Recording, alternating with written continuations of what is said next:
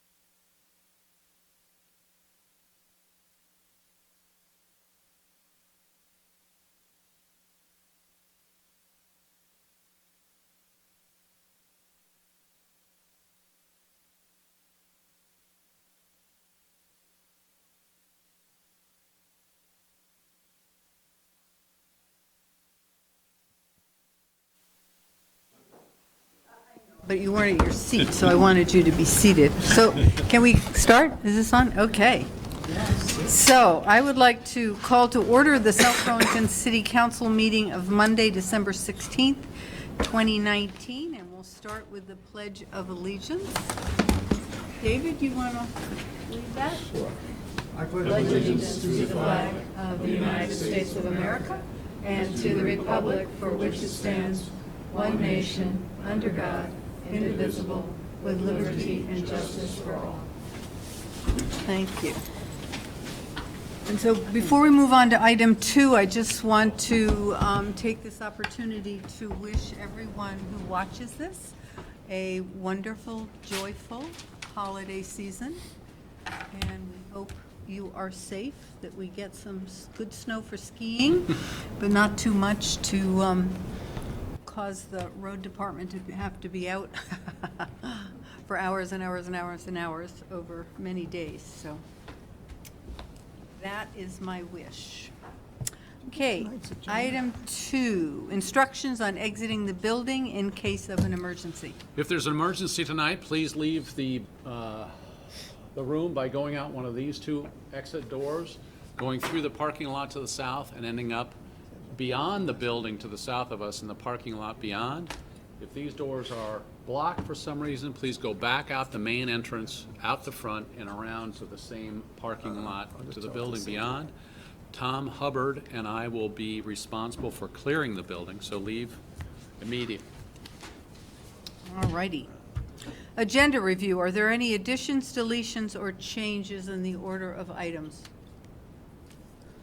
Okay, seeing none, we'll move on to comments and questions from the public not related to the agenda. Welcome.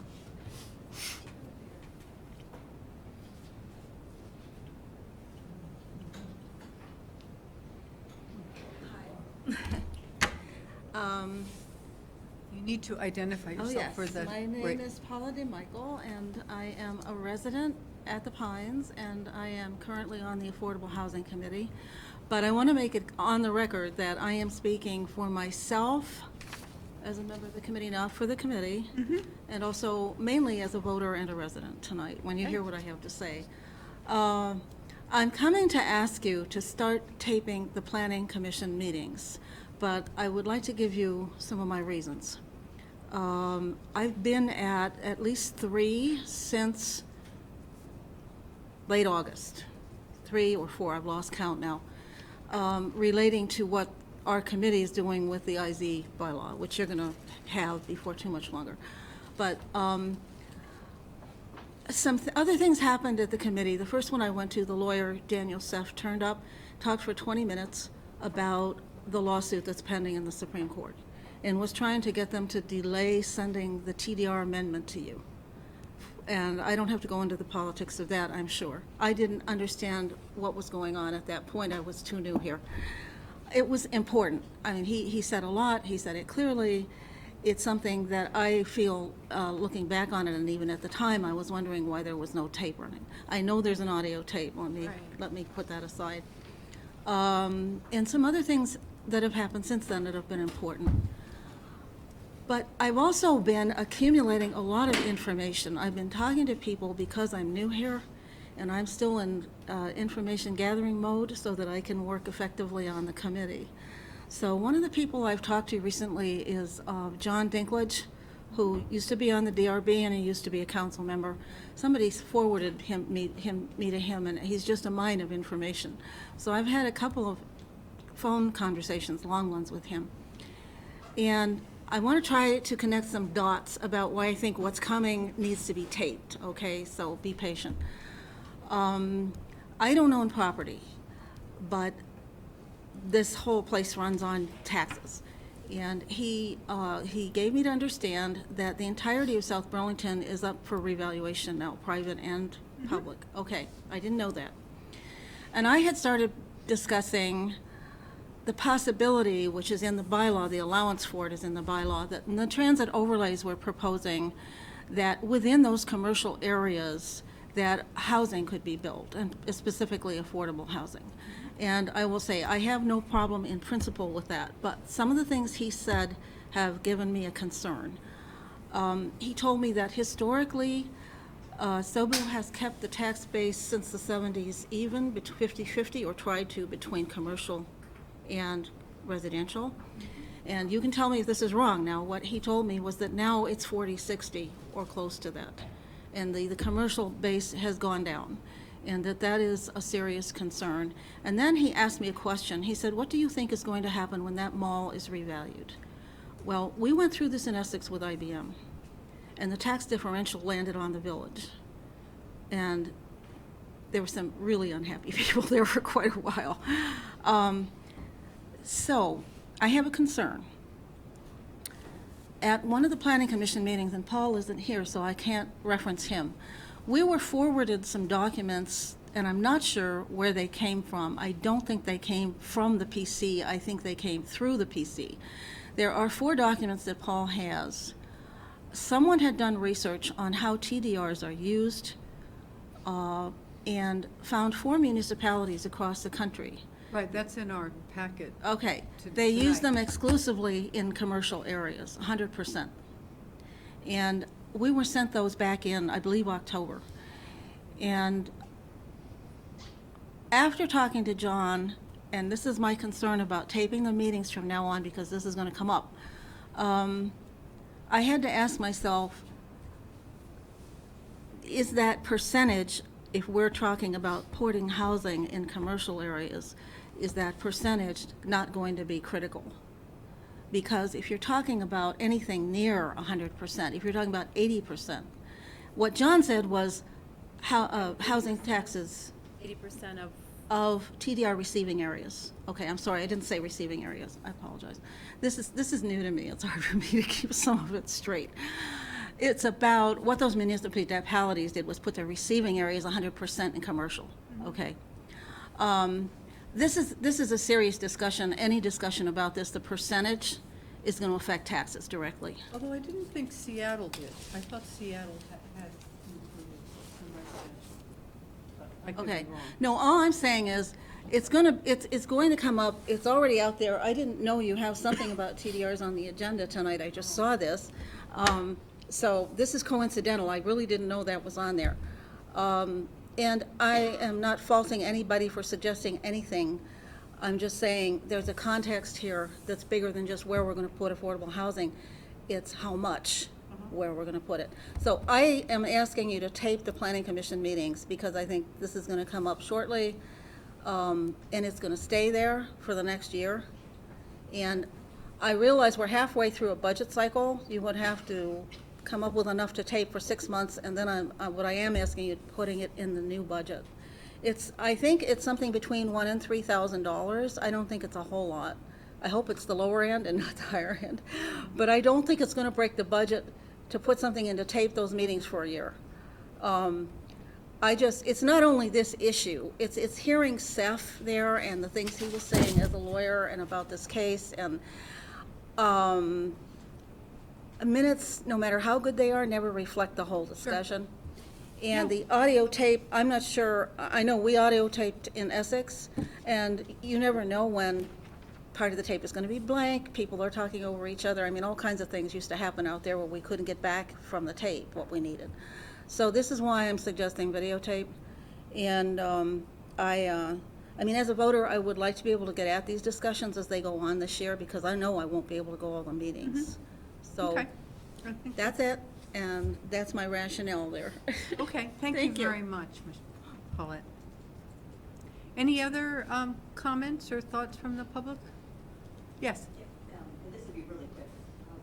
Roseanne Greco. Somebody just brought to my attention that there is no sign on the Underwood property that says it's the Underwood property.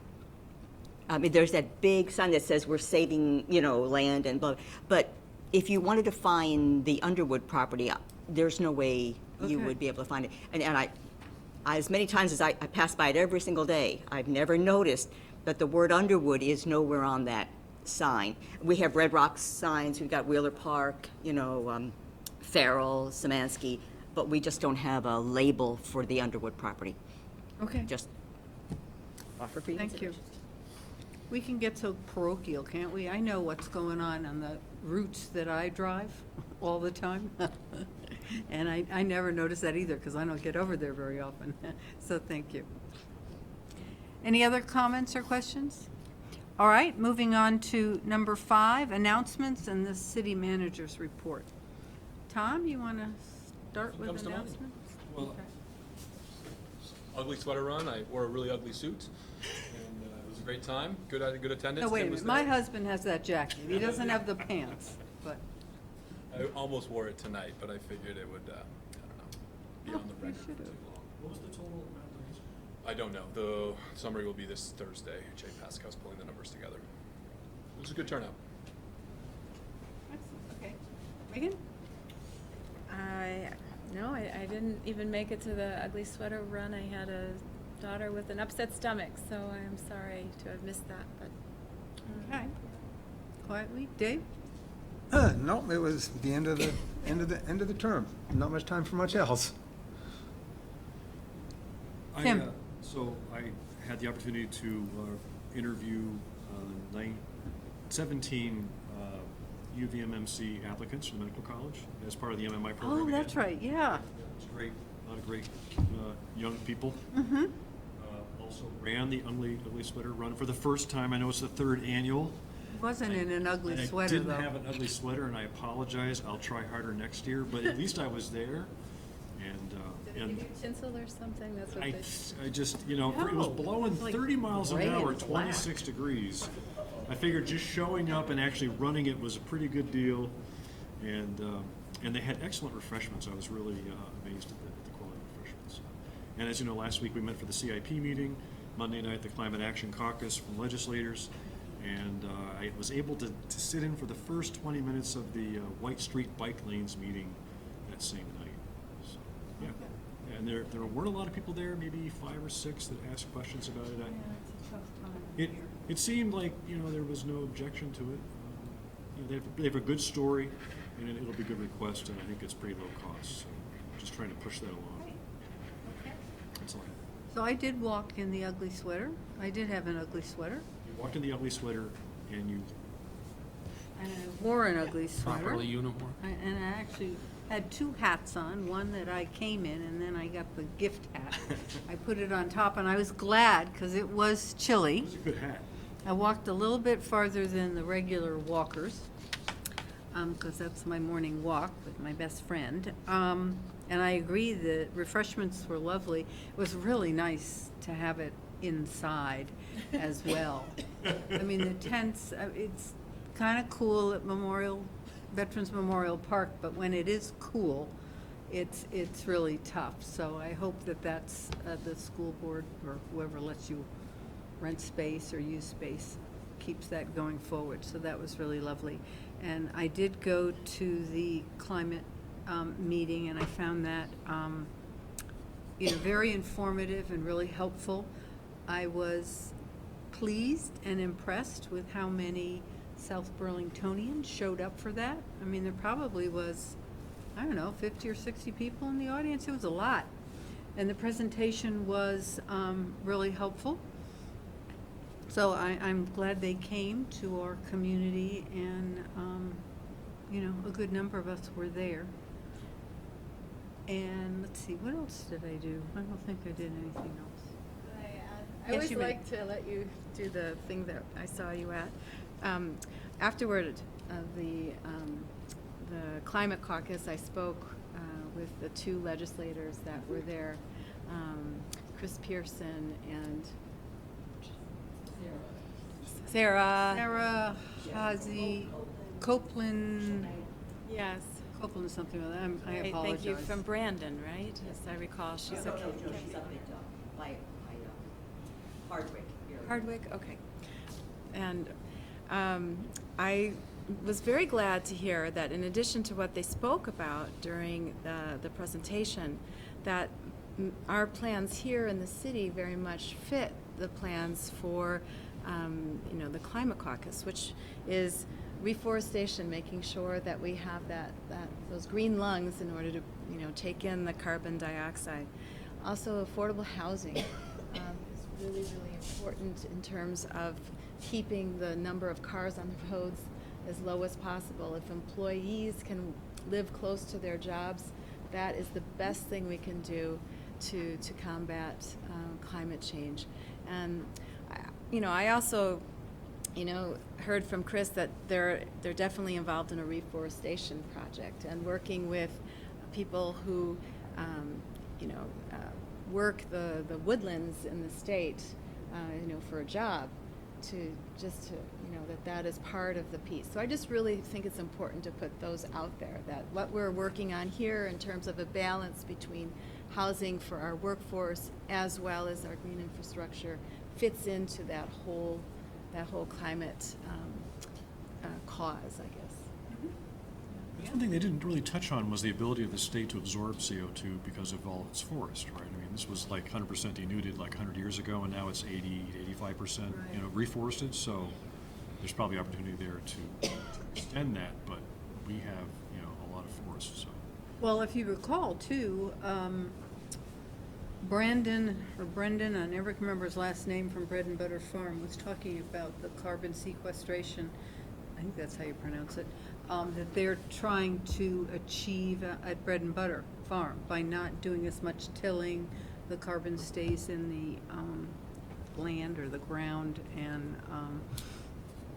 that's a plus. So we've got a number of different pieces, And older trees take in much more Yes. carbon dioxide than younger trees. But I think that's what they said, yeah. The older they are, the more That was they at our absorb. meeting here Right. just 2 weeks ago. So I think those are, it was important. And then another one of their legs was just the being held accountable. And I think we're lucky to have a very active and well-informed energy committee that keeps us pushing and reminding us. And I think that's important, because if you don't keep track of what you're doing or how close you are to your goals, you never know when you get there, if you ever do. So why have goals? So we are lucky in that respect to have some really talented people in this community who care about it. So I was also busy baking this week. There are some cookies for the audience. Where? So please, and gifts for my friends. And for the staff, thank you very Yeah, much. yeah. So You know, this is just a small way of wife really bake those? acknowledging, I thank you for showing up. I know a lot of people show up by TV, which is great, but it's also kind of nice for us to have some live humans out there to talk to and respond, and we appreciate all that you do. That's delicious. City managers one is report. that? Thanks, Helen. A lot of scheduling things. So I've sent you multiple emails today about Secretary Flynn being at the Kimball Avenue, Marshall Avenue Bridge at 2 o'clock tomorrow. Those of you who can make it, great. If you can't, understand. Justin will be there early on the South Burlington side. You can park inside the barrier, but before the bridge. You can walk across the bridge.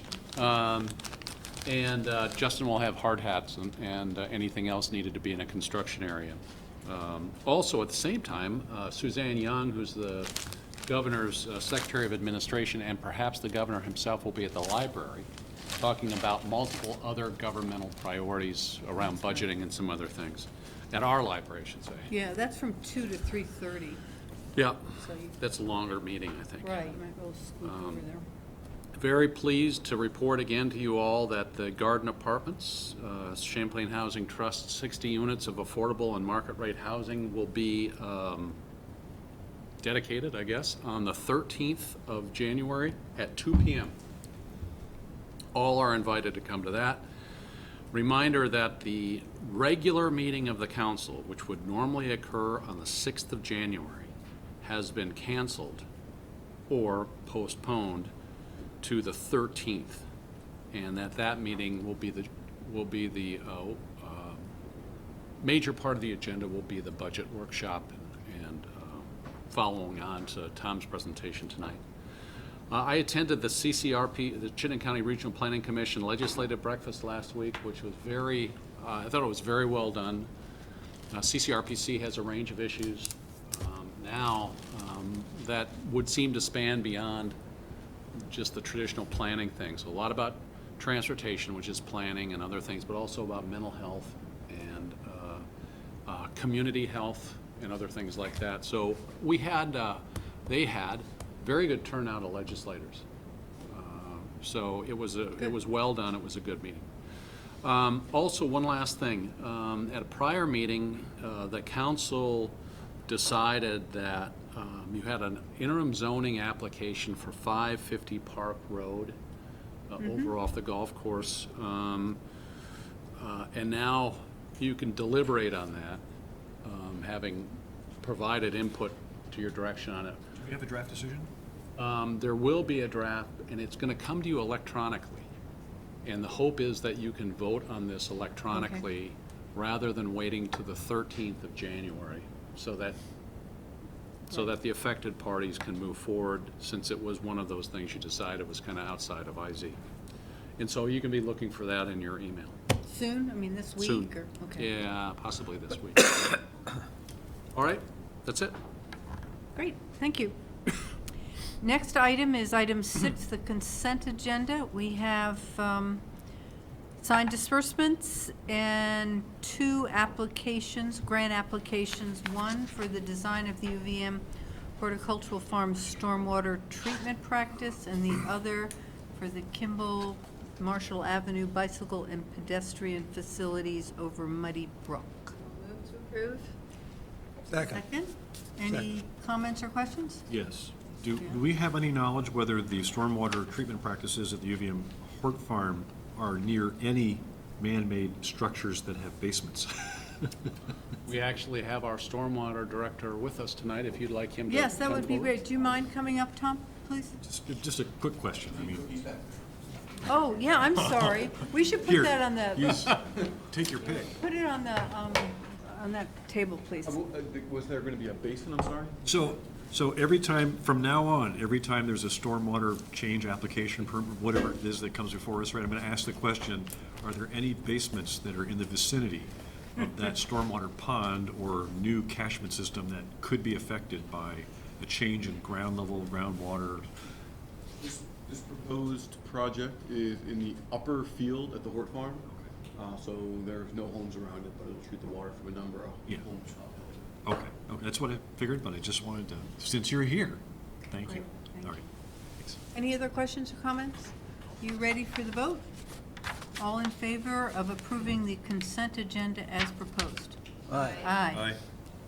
No, so that's, okay. We now move on to the budget considerations and council discussion right here, right? Yep. And Tom Hubbard, you're gonna lead that, I guess?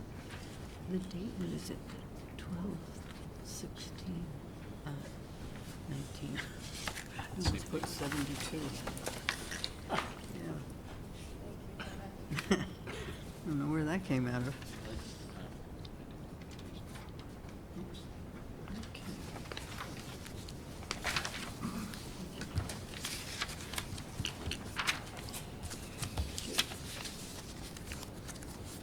Okay. So the FY '21 draft budget remains a work in progress. I would expect to have the full draft to you sometime this week, which will give you a good amount of time to look at it before our January 13th meeting, and certainly available to questions that you have once you receive it throughout that time in advance of the meeting.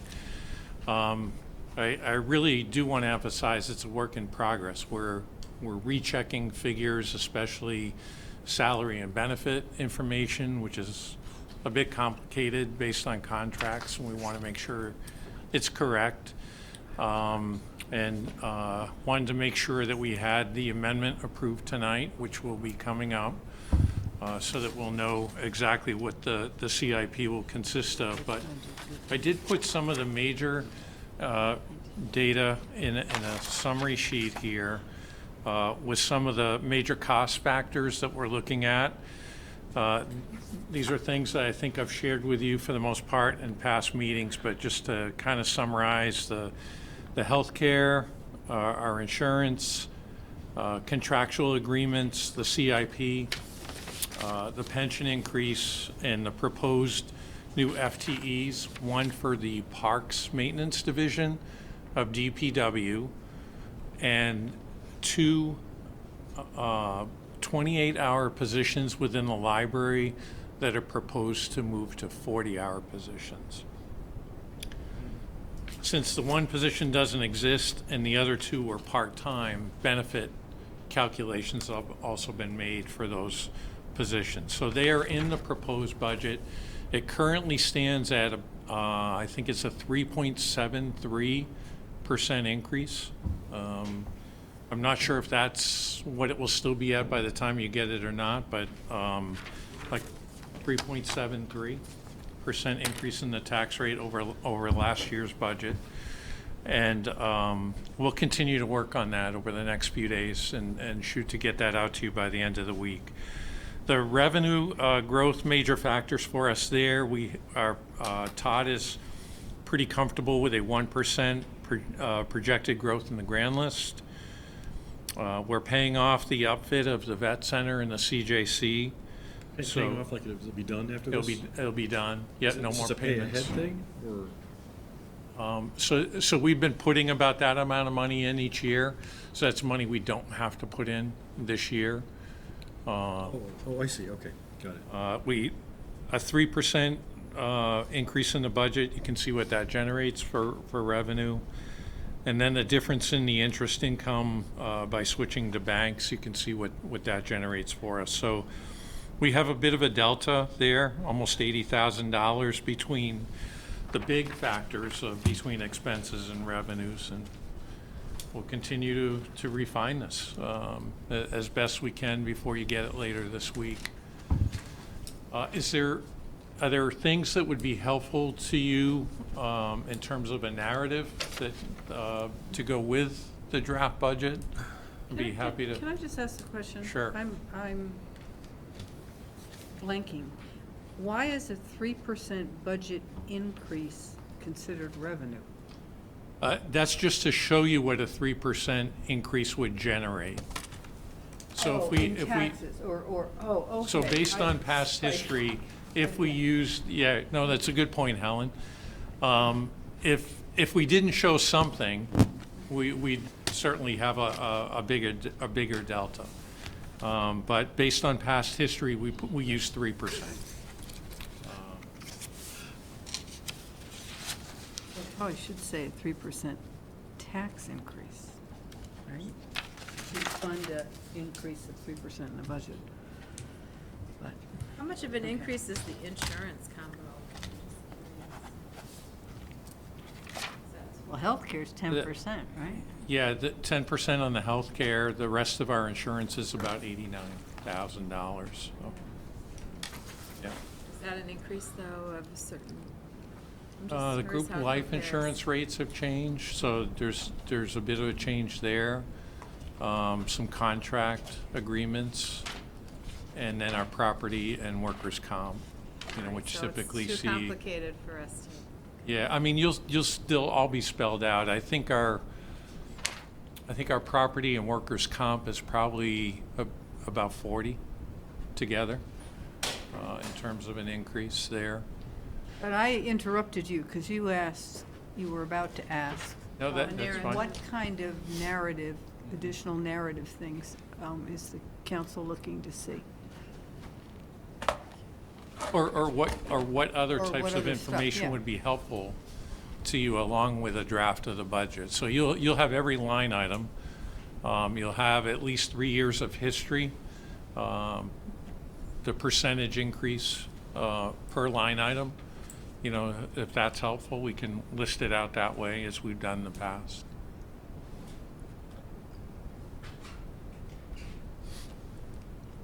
Any thoughts? We're going to talk about this some more next time, right? So,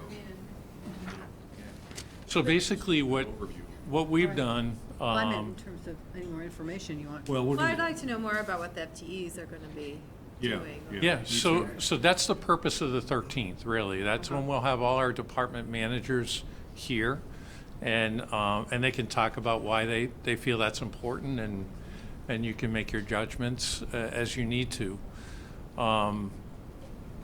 What we've tried to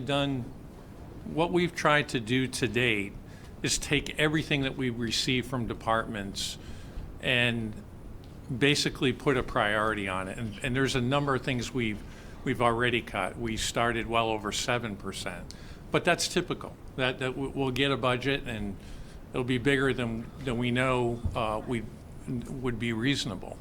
So we've begun trimming that down, and what you'll see is what we feel is a reasonable ask, and you may not feel it's reasonable. You may say we need to cut more, and that's why it's presented before you.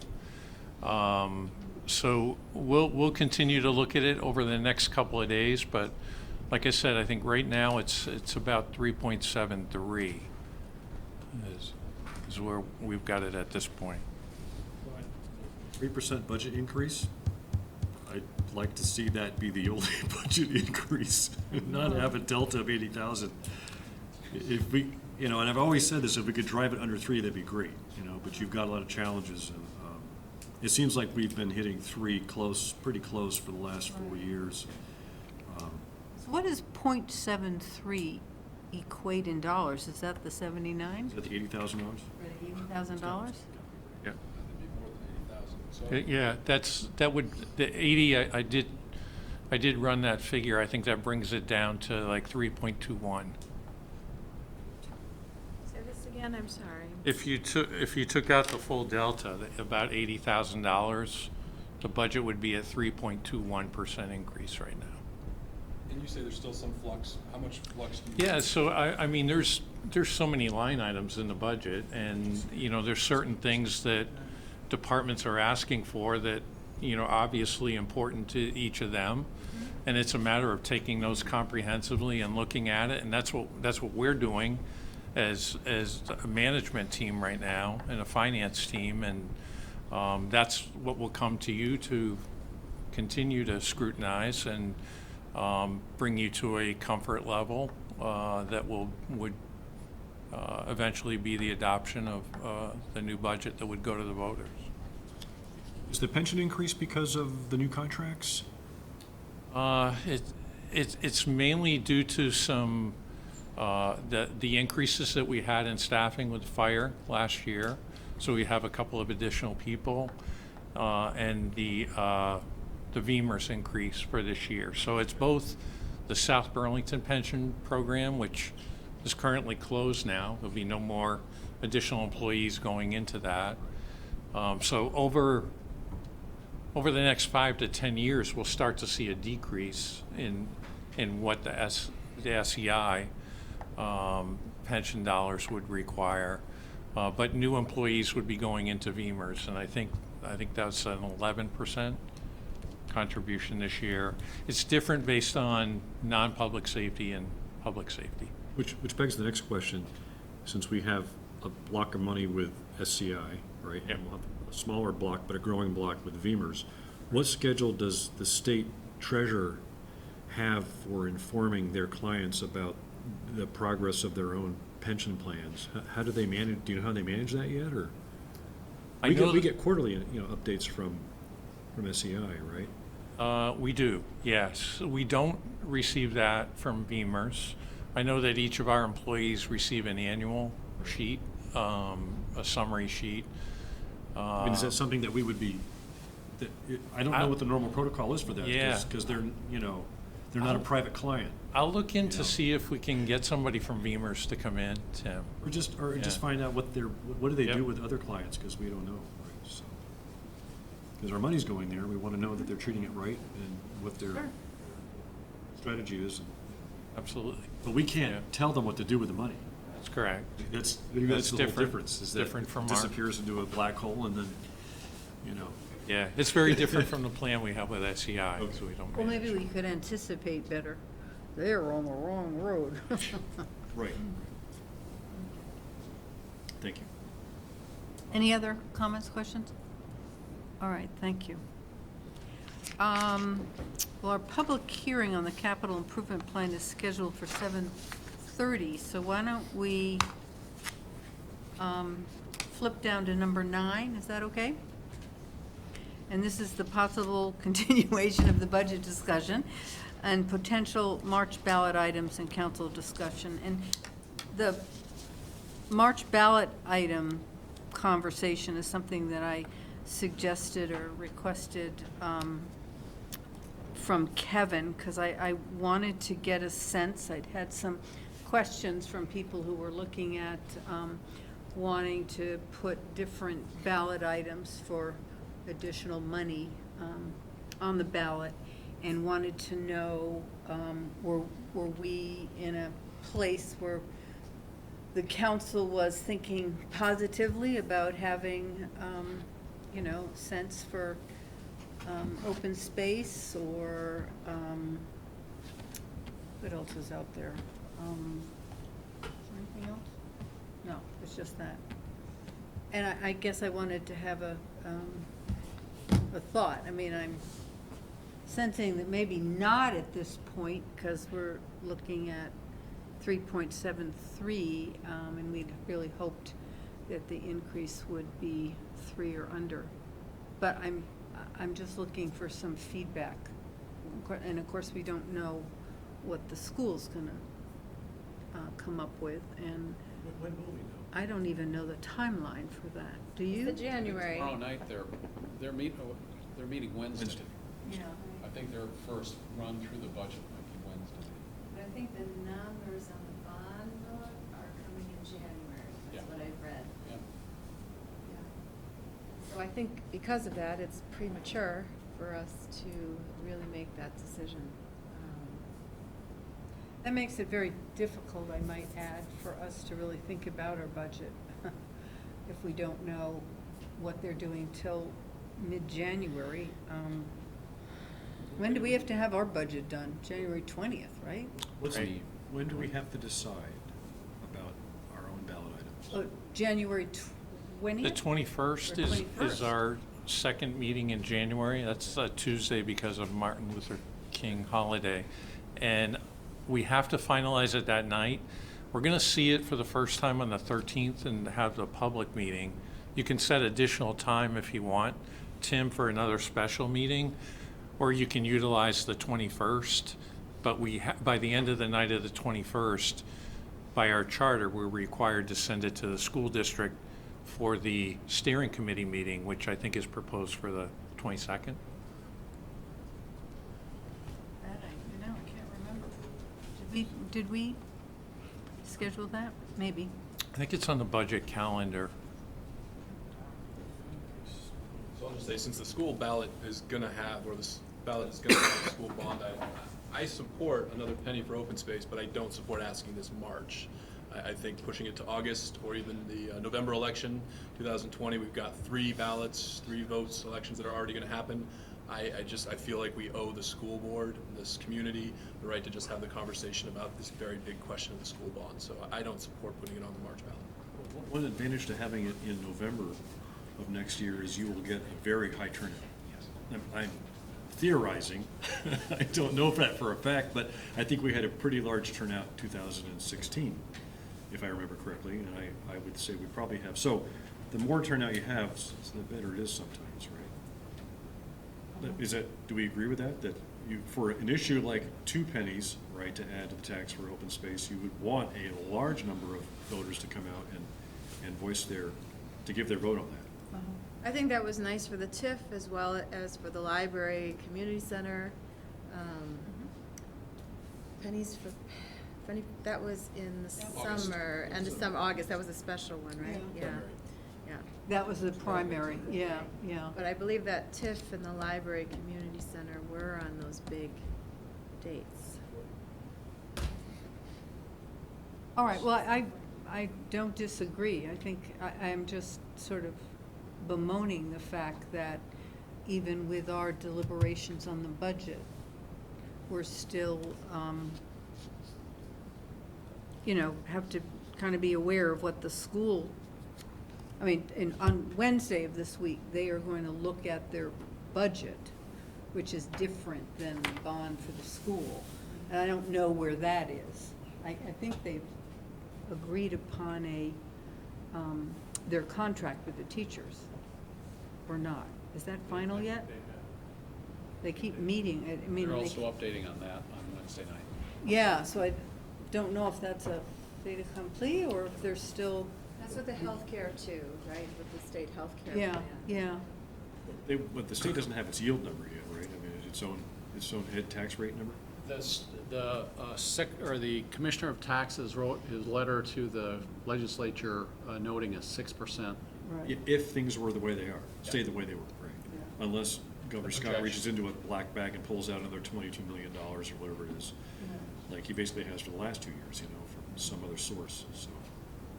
So if you're looking at a 6% ed tax rate, right, with a school budget that's, we don't know what it is. Grow a little, But it probably probably. will grow some, right? And then if there's a bond issue on top of that. And our own 3% or whatever it is. And are they trying to go to March for this bond vote? My understanding is that's what they want. Well, I think there hasn't been any real discussion or hint so far as to how much that's going to cost the average taxpayers. There's a lot of conjecture, but they haven't Right. put out any numbers yet. And I think it's most unfortunate that proposing spending a couple of $100 million and taking it down right to the wire before they let folks know how much that's likely to cost. So we don't know that. We don't have the final report on the open lands yet, but we should shortly, and we'll have a better picture there of what the Open Space Committee recommends and what their priorities are that they recommend. And then we should be able to take a look at that and think, well, this is likely to get developed soon. We better, if we don't do anything, maybe we better take some action, or not, who knows. And we don't have a final number on the recreation facility yet, and we'll have that sometime in January. But there's an awful lot that we don't know, and I don't think we can make responsible decisions for the March ballot with everything that we don't know. And if the state indeed is looking at 6% education increase, and we're looking at a 3% general budget increase, the school proposes this, and we propose other things, I can tell you, I think people are going to rebel and say, that's enough. We're not paying any more taxes. Screw you. And we don't want to get into that bind either. So we're kind of in a tough spot. We may have to hold off on on most of this until we can make responsible decisions. And I think the school board has not been responsible in following through with this in a timely manner so that people have a real specific idea of what they're going to be asked to decide on right until the very last minute. And I think that's very unfortunate.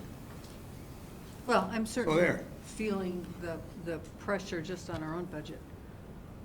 You know, do you really, I mean, is 7.21 okay? It may not be if there's a really enormous increase on the school side, whether it's their, whether they can change it or not. But- Yes, Michael. Just for the few members of the public who are here, Michael Mittag, I live in South Burlington, I'm a resident and taxpayer. Which are all the items that you're considering for the ballot? Obviously the city's budget, the school budget. Yes. The school bond, probably. Well, the bond is okay, the school Well, bond. I mean, they- Yeah, the recreation bond, the sense for conservation proposal. Is there anything else? At this point, not that I know of. There Not certainly has recreation been. bond. Big bond? Not the recreation bond. Yeah, That's that's- going to be done later? We've already agreed to put that off. Okay. Michael, the only essentials are the school budget and the city budget. Yeah. Everything else, I would say that Can wait. the sense for conservation is also quite important because land is being used up, which you, as a council, might accept recommendations from the Open Space Committee to conserve. So, anxiously looking forward to seeing that final report, that's for Yeah. sure. yeah. I think what I'm hearing, the sentiment is until we get some of that final information, it's Yeah. a little hard for us to commit to supporting any additional ballot item that raises taxes. Yeah, I'm not sure how you by March you can be comfortable enough with the $209 million bond. That's not us. But that's not us, But that's out of our control. It's out of your control as to whether it goes on the ballot or not. Correct. Is it out of your control for us to find out what it might cost the taxpayer? Go ahead and ask them. Beg your pardon? Go ahead and ask them. We've asked, we don't have answers. Well, they're getting the answers, and Yeah. it's taking them longer than they had anticipated. I mean, I'm not opposed to paying taxes, but my personal opinion is this is gilding the lily. We don't live in Los Gatos here. All right. One comment I have is, budget cycle after budget cycle, there are always this is a single summary sheet, which is really helpful to the voters, right? And the taxpayers that summarize for a $300,000 house, for X $100,000 condo, whatever it is, right? But my question is, how many times has anybody gone back and measured whether what we said it was going to be was pretty darn close to what it ended up That's a being? good question. Our auditor. Well, the auditor doesn't look at that. The And auditor we just looks always at the hear what's budget. left over, right, Right. at the end. So I'm just curious, No, because, you make a they good go, point. our best, based upon our numbers and projections and the grand list, blah, blah, blah, blah, right, it'll be, $400 extra per year for this, but we never find out if that actually, I guess you could wait for a taxpayer to go, I just got my bill and it was more than. So the biggest ways to measure that, Tim, is what the actual growth in the grand list ends up being. For every year I've been here, except for last year, the grand list growth actually was higher than what was projected, so the tax rate actually went down.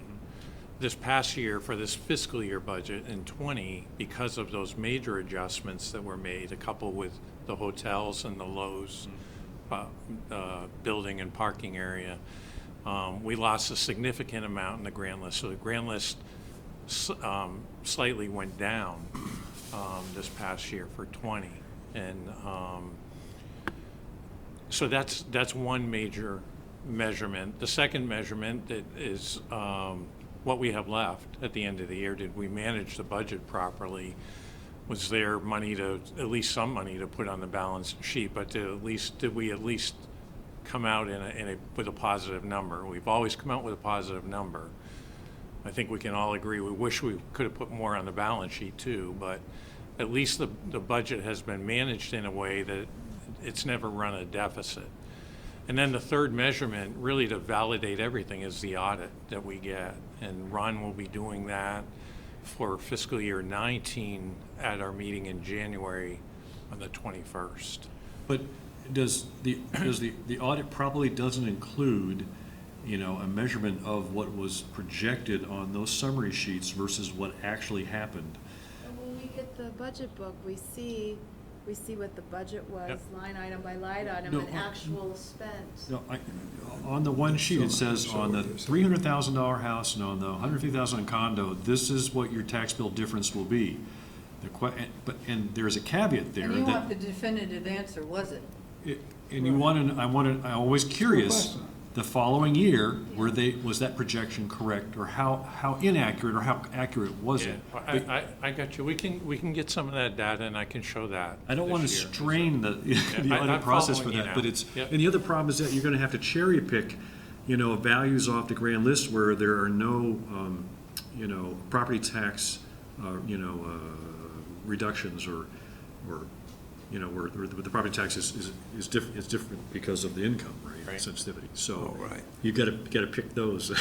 So I'm just, But you're saying on the average, did we? you'd have to be on the average, Yeah. Well, right? but it doesn't matter about whether you get the homestead, because the value of your home, whatever it is for that tax period, and what is the tax Adjustment? liability would come out should come out as, you should be able to do the arithmetic that says for a $250 or $350,000 condo, the increase was what we projected, $400. Now, you may not pay that, Right. but the projections would be, that's what you're talking about. Are the Right. projections accurate? Because Right. it's too complicated to factor in who gets what as a reduction because of Well, their- but Well, they there wouldn't be any know who purpose to gets a that. property tax adjustment. So the question is for people that didn't get property tax adjustments, and they said for the $400,000 house, expect a $444 increment. Is that what they got? That's my, and the same for the I think so. lower price condos. I think Tom's point earlier about, we adjust the tax rate set in June, late June, after we get the numbers from the state. And we create a projected tax rate to take to the voters to let them know that. But that's corrected in June. And as Tom points out, every year except last, the number actually got better.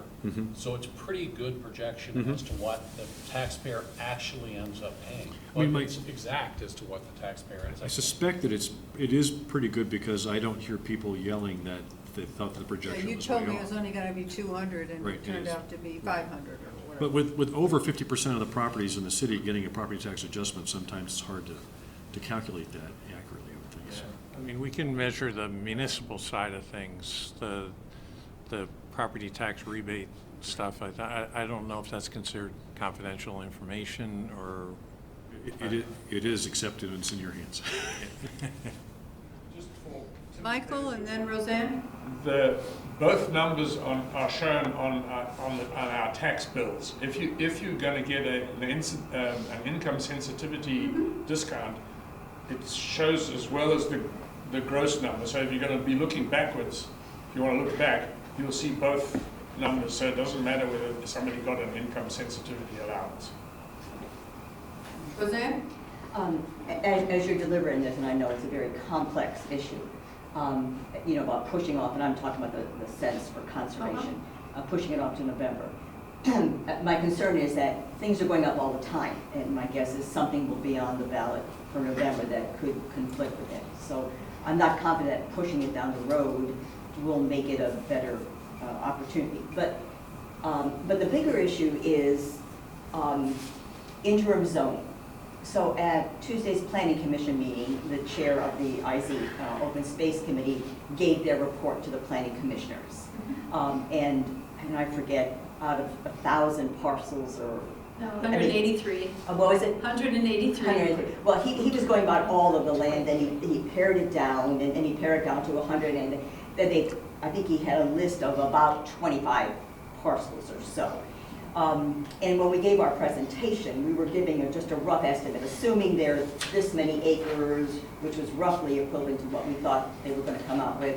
At the market rate, you know, it was $10 million, and that's how we projected the increase, or what you would need if the council would decide.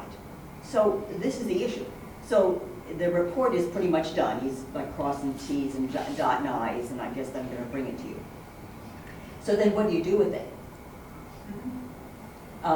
Unless you intend to do some major rezoning in order to preserve the land or other methods, which I can't imagine what you would do in a timely fashion, the council had come up with so what?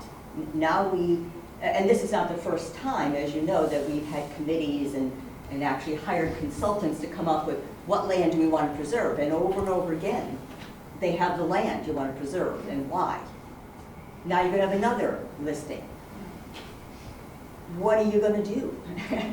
Well, but even if so, you I mean, this passed is it- an out. This is a follow-on to the actions you might want to take should you want to preserve some or all of those parcels. Otherwise, what are you going to do to preserve them? So, I don't know if you are reluctant to put the sense for conservation on the ballot because you support it and you want it to pass, and you think it won't pass because of other budgetary constraints, or if you are worried that the budget won't pass because the sense for conservation is on there, because you support both of them. But in reality, you don't have to support the sense for conservation. The voters will vote on that or not. I don't. No, I don't know your reluctance. So, appreciate your comments, and I appreciate your letter that you sent to us. Megan, do you have a Yeah, I just comment? wanted to say that I think it is important for this March, that's my personal opinion, for it to be dedicated to the school bond book. I think that we made that commitment when we decided to hold off on the recreation center. But I am not wed to the idea that this needs to be, that we need to wait till November to hold a future vote. So I just want to put that out there. Well, don't we have a primary vote in August this year, or not? You do. We do. Do we have anything else before that, or just March, August, November? March, August. So there's there are a an couple August in there, but Roseanne, your point is very well taken. I think every one of us supports preserving the open land. I think most of us want the recreation facility as well. I think, I talked with John Simpson a week or 10 days ago, and he said he had some ideas and thoughts as to how we might be able to acquire some of this land without taxation write-off. And he didn't get into details because we didn't have the time, but I think we need to explore whether there are other options for acquiring land that we want to preserve.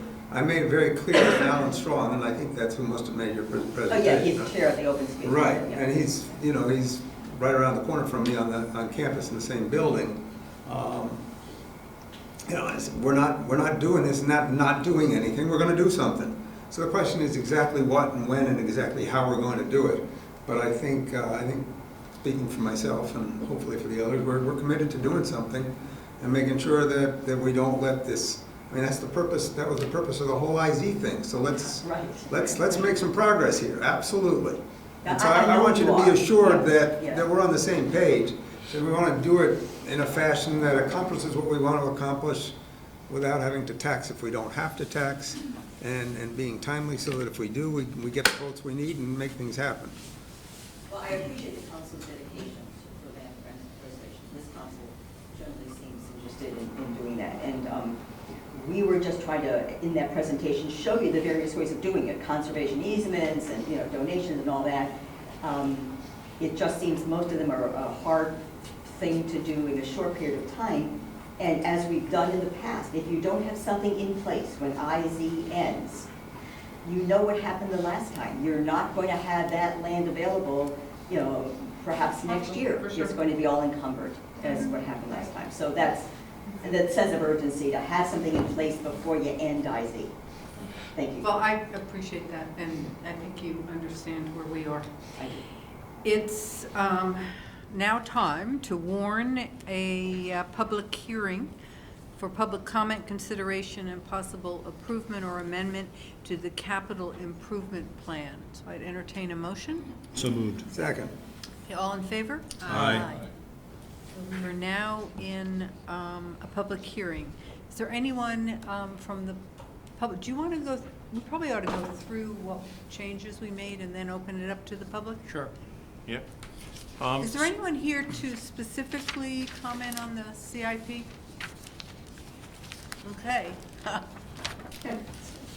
Well, So just to review, we had a special meeting on Wednesday night upstairs, and the council heard from the various department heads. I didn't have them come back tonight because I think we ended at a pretty good place. But we did make some changes in terms of what was proposed, and I think we ended up with $211,000 above what last year's appropriation to the CIP was. So originally, if we started with the DPW budget, we had considered $1 million worth of paving and landed at $750,000 with the potential for Justin, I believe, to be able to apply for a $160,000 grant through the state that would give us some additional funding dollars for paving. His fleet was proposed at $250,000 and that was left. The garage expansion, which is the second year of that project, at $40,000 was left. The removal of the infected ash trees was originally budgeted for $200,000, and Justin talked about how the actual cost of the trees and the replacing of them has been much less than what he originally projected, and we cut that from $200,000 to $100,000 worth of work for fiscal year 21. In the fire and ambulance, we had Do we know what kind of trees you're going to use? A variety of trees, Yeah. replacing They're actually ash with a variety. So deciduous, evergreen, I mean. I think we'll be using the arborists as a source of recommendations and follow those. So we're going to use Consulted with some them as well. expertise. We're not just going to the, Okay. Gardner's Supply end of the year sale. I just wanted to be sure you're not just going for the cheapest tree and that's how you got the $100,000 worth. No, we're doing fewer trees, and that we think they will cost less. Fewer trees this year. This year, yes. We're going to do all of them eventually, but fewer this year. Thank you. Yeah. Part of the savings, Michael, was the cost in taking them down. Tom, I don't know if you want to comment on that at all, but I think there were 6 or 7 different types of trees that have been identified as replacements for the ash. I'm satisfied. You're good? All right, enough. Let's keep going. Fire equipment, the proposed $10,000 in that was maintained. $59,000 worth of fit up in Station 2 to the upstairs living quarters there. The $216,000 to the communications tower, that's an annual payment that we have for the bond. Nothing changed there. I would just note the $10,000 for the CO. fire CO, sorry. equipment was the CO, Correct. filling our tanks, and there's, this would buy 2, I think, This or is the 1. testing equipment. The testing equipment, but we could also work with other communities. We could fill their tanks for We them. could fill their tanks And for charge them and them. test them and charge them, so there's a potential to maybe make a little money. And he also talked about an opportunity to go for a grant that might pull in $90,000. Using this maybe as But the- it was more for training than it was for capital stuff, is that, did he say that? I can't remember, but anyway, it just was a sort of a positive Yeah. note, I thought. Under the police station, the financing of the debt service, the $66,000 is the interest payment. The principal comes out of the local options tax. The vehicle replacement was reduced. I believe the original amount was $180, and we took out one cruiser. So the $126 is able to get them 3 replacement vehicles and fit up, which includes one of the vehicles being their SUV.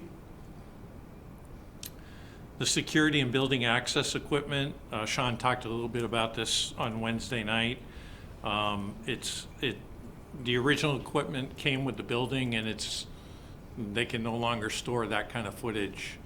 And some of the cameras have already needed replacement. Yeah. So the technology is just out of date, and the cameras are failing.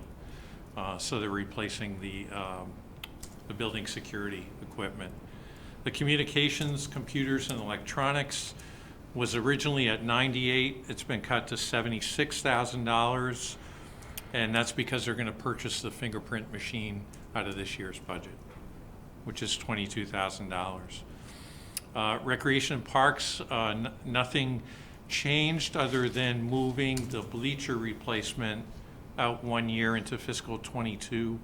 That was for $10,000. But other projects planned there include Overlook Park, improvements to Overlook at $35,000, improvements to Szymanski at $20,000, which I think included converting that over to pickleball.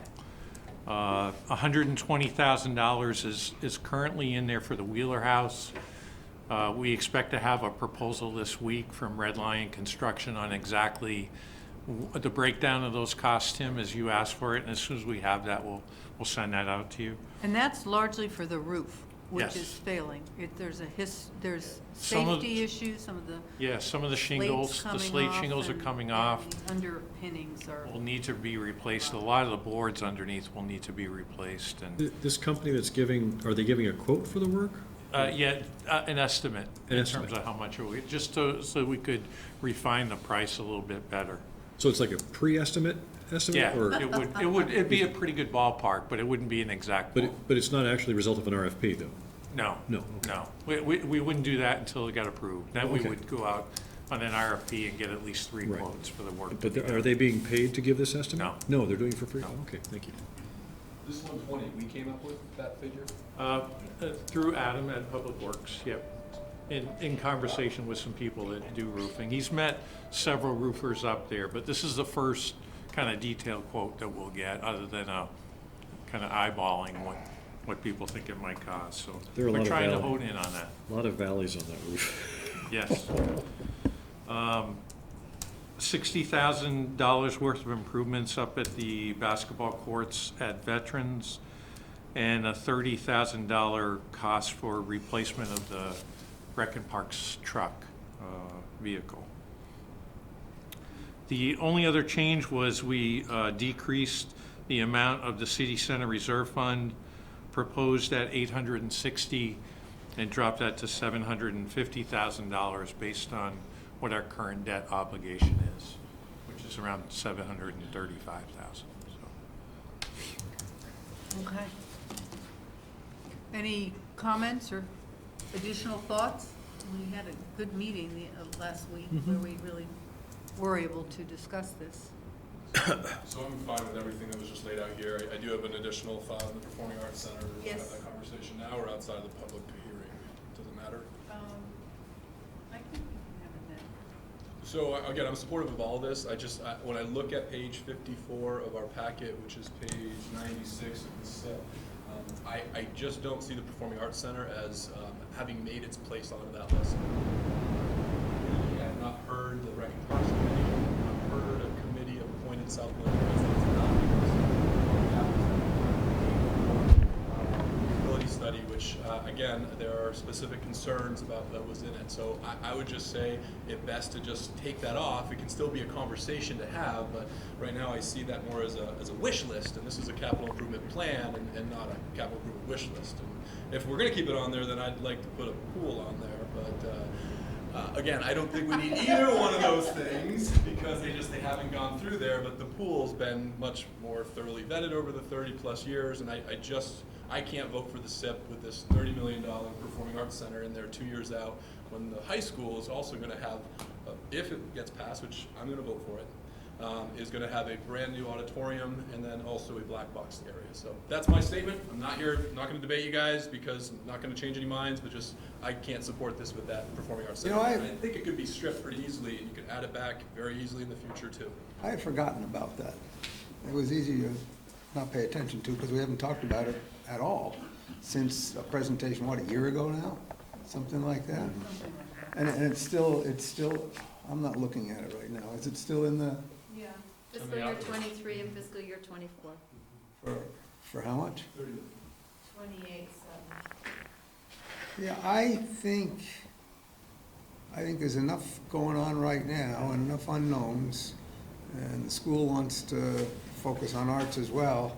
I would tend to agree with Tom. I don't think it's something we should be focused on right now. I forgot it was in there, quite honestly. I don't. Other thoughts? We haven't talked about it at all. No, what are the consequences of taking it off of the ledger? And it can always be put back on by the same kind of a consensus. I think that's all we need really for that item, which is separate for the resolution tonight, which is just for next year. But in terms of Tom's point, if there's consensus among the council, that we can just take it off. If it comes to a point again where there's growing interest for it and the council decides to put it back on, it can be put back on. Yeah, we can't just It's just a toss place. everything on that might, it's gotta be stuff that's got more substance to it. Yeah, at this and I point. think at the Well, I time, think at it one went on, point it had a did. fair amount of Yeah. substance. It So, did at I mean, one it wasn't point. just a wish, there No. was We some invested real. in a study. Yeah. Right. But right now, I don't think it's called for or appropriate to leave it there. It give people kind of false. Don't forget, like in probably a year or less, there'll be an open 2 big stage area on Williston Road. Former Showcase 5, right? Oh, right. Former Higher Ground's gonna be vacant. It has 2 stages. Well, that's true. You Is got that a a Sears reason there to too. keep it on or take it off? No, I'm not advocating either way. I was just thinking forward about open space that would be available for something that, that people A are talking different kind of about. open space than we were talking about before. But Well, Just to make it clear. It's open stage Commercial space. open vacant space. Open stage, open Open stage. stage space, yeah. Well, I But mean, go ahead. you do make a point that the Sears property will be empty. That's a huge piece of property. And if you read what's happened in other malls across the country, arts have been integrated and amusement parks have been integrated. and Libraries. Library, so there is, so anyway, I think that's an interesting point. I would hope maybe we can take that off and we'll put it back on sometime if it's more timely. Can we do that? Where? Yes, we can. Yeah, because this was a public-private discussion, as I recall. So, okay. Or just put asterisks on every number. It's- All right, so are there any other comments from the public or? Yes, I have a comment, not on any of the numbers you presented, but as a member of the public, I have no idea what Tom is talking about if I Right. don't see it on the screen. Right. And with a pointer. So everything's on the website. It's been on the website for Page 96 two of months the now. CIP. got it.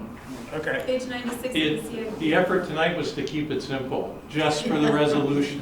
Well, that would, for me, that would keep it simple. So the resolution is just for what they're approving next year, Right. Michael. It's not Just the not a numbers that 10-year we went plan, through. it's just I got it.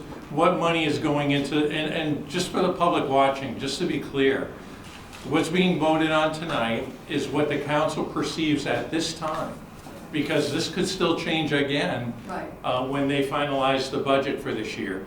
What the council's approving is what they believe tonight is a reasonable funding of major projects, more than $10,000 in value, for the next fiscal year, which would be fiscal year '21. So that's what the resolution is. And if you approve this tonight, it does not lock you into anything. You can still come back on January 13th and say, I got thinking about X, and I don't really think we need to do that right now, and it can be changed. But it's required by the way things are set up with our charter, with the CIP, and the amendment allows us to at least move forward with a proposal to include these items in your proposed draft budget. And that's really the intent tonight. Further response to, it may be on the website, but a lot of people have difficulty navigating a website. Yep. Find this thing. Michael, I'll give you this. I know, I can do it. Okay. I'm not one of Yep. those people. I can navigate it. But just as a courtesy to, well, there are not many people here tonight, but if there were, it would be good for them to see it. That what it is you're talking about, and just put a highlight on a pointer. That would be a good way to. Does anybody want my copy? Because I do. We have done that. Draft. So if you go back to prior meetings, I know, it's I'm on talking there. about tonight, when you talk about this $10,000 here, this particular $10,000, Yep. for others who haven't read it or haven't gone to the website, it's just a courtesy. And it would be very, it would be very good. That's for the communication. I appreciate your comment, Michael, and we can make sure that happens next time. Can we post this? It is on there. It is? Yeah. We can draft? Yeah, but Okay. yeah, we'll make it front and center. Okay, thank you. You know, Roseanne. in line with that, you know, you send out your packet and it's all here in the agenda. I mean, if you remember to bring, you know, who's going to print out 100-some pages. But it would be nice maybe to have it just projected up there. I mean, if I could plug in, I could just project this for the people that didn't bring their iPads or, you know, when you're talking about these kind of details, unless you see something. Sure. Yeah. I appreciate that. Okay, we'll do better at our next budget. Make sure that happens. Yeah. All right, so we need to vote on this, correct? Oh, we have to come out. Move to come out. of David, the- do you have a comment? No. I have a compliment to make. Oh, I'm really impressed as a past town manager for all the information that the staff and the council goes through and ferrets out this stuff. It's not an easy task, and I wanted to just note that you folks and the staff that get together and do this, it's commendable we have that going on in this. Thank you. thank you. Yeah, or if these SIPs, they don't come together automatically, Yeah. so thank you. Yeah, It's phenomenal. Yeah, it's a team effort, a lot of folks on that one, so thank you. Okay, so we have a motion to come out of the public hearing. All in favor? Aye. So then I would then entertain a motion to, what, tentatively approve? Well, did we take the arch thing out of it? I think that So was- the resolution is just for next year. Yeah, it's Oh, just- it's Yeah, just for it's next further year. out, and we'll remove that. Okay, so I'll move that we approve the capital improvement plan for next year. Second. Okay, with the caveat that it can be changed if we get into further budget discussions and need to find some additional Sure. dollars, in our opinion. So we have a motion to approve and a second. All in favor? Aye. Aye. Thank you. And thank you, Tom, for all your work. Yeah. Okay, moving on to number 10. Possible executive session to receive advice from legal counsel regarding the appeal of A&R Wetlands General Permit 3-9026 with the Vermont Superior Court Environmental Division docket number 142-12-18 VTEC. Good evening, Andrew Moore, City Attorney. Help yourself to cookies, too. You're welcome. Town DePietro, Public Works, Stormwater. So I have on the agenda is a possible executive session. Council was provided with a significant number of settlement documents that went to council only, as well as a confidential memo provided by our outside counsel outlining the terms of the settlement. I think the executive session is on the agenda in case council wants to get into any discussion about the likelihood of success were we not to settle. Otherwise, I'm not certain a executive session is necessary, but I wanted it to be on the agenda just in case. Okay. Discussion. And with that said, I think we start to go through some of the details, and Tom is here to talk about some of the bullet points. This the state issued its wetland general permit last November, and so a little over a year ago. Tom had been engaged in discussions with the state, providing comments on that general permit, and the state issued it without taking into consideration a number of South Burlington concerns. So the city appealed that decision and appealed it with the town of Williston. We hired outside counsel and coordinated the appeal between the two municipalities. Settlement discussions have occurred over the last year, a lot of exchange of documents, and the end result is what was provided. Overall, I think the city got a number of the things on its wish list, not everything on its wish list, but certainly got a lot more than it had been trying to get prior to the issuance of the permit. So we want to go through some of the kind of additional reasons, kind of the things, Tom, that weren't in the general permit, as well as kind of what the city was able to get. Sure, yeah, so to back up just slightly, we have a lot of stormwater work to do in South Burlington, as you all well know. And implementation and construction of those projects is many times frustrated by permitting, specifically wetlands permitting. So before this permit was even issued, we had provided comments to DEC on a number of occasions about how their requirements to do stormwater work and their requirements for floodplains or wetlands or rivers or whatever it might be, sort of they weren't in sync. And so we'd expressed those concerns, and DEC issued this permit specifically for water quality work, but unfortunately it missed the mark in our opinion. It set a very low threshold, so everything required a permit. It wasn't clear in many cases. And having provided comment over years, we felt the only way we could move forward here was by an appeal of this permit. So that's what South Burlington Williston did, because we have a great amount of stormwater work relative to some of the other communities, but certainly other communities kind of supported our viewpoints and our comments here as well. So let me get into what we've gained in the end here. Sure. Okay. So I think one of the most important things we gained is we got in a room with a number of folks at DEC, and our concerns were heard by legal staff, not just Wetlands Division, so that was important as well. And I think we're understood in many ways. We clarified and allowed use. That's kind of a way of saying maintenance and repair. So we didn't want to have to get a permit every time we go out to fix something. And so that wasn't especially clear, so that's now much more clear in the permit. There's an impact threshold for this permit. It was at 5,000 square feet. We got that slightly increased to 7,000 square feet of wetland impacts before we would need to get a permit. It's kind of an inside baseball thing, but there's many clarifications here, but how the avoidance criteria, so if you're going to impact a wetland, you have to first minimize, then try to avoid. If you have a single piece of property and you need to avoid wetlands, you go and you look on your property and say, I've tried to avoid it, I can't, or I can put my project over here. When you're a city and they say to avoid, they haven't been looking just at that piece of property. They say, go find that project somewhere else in the city, which effectively means you have a very difficult time proving that you can't do a project anywhere when it's for treating a specific parking lot, for example. So we've got them to put some guardrails on that so we all understand how they're going to do that analysis so we can move things forward. I think those are the big highlights. I guess if there's any questions, I'll go from there.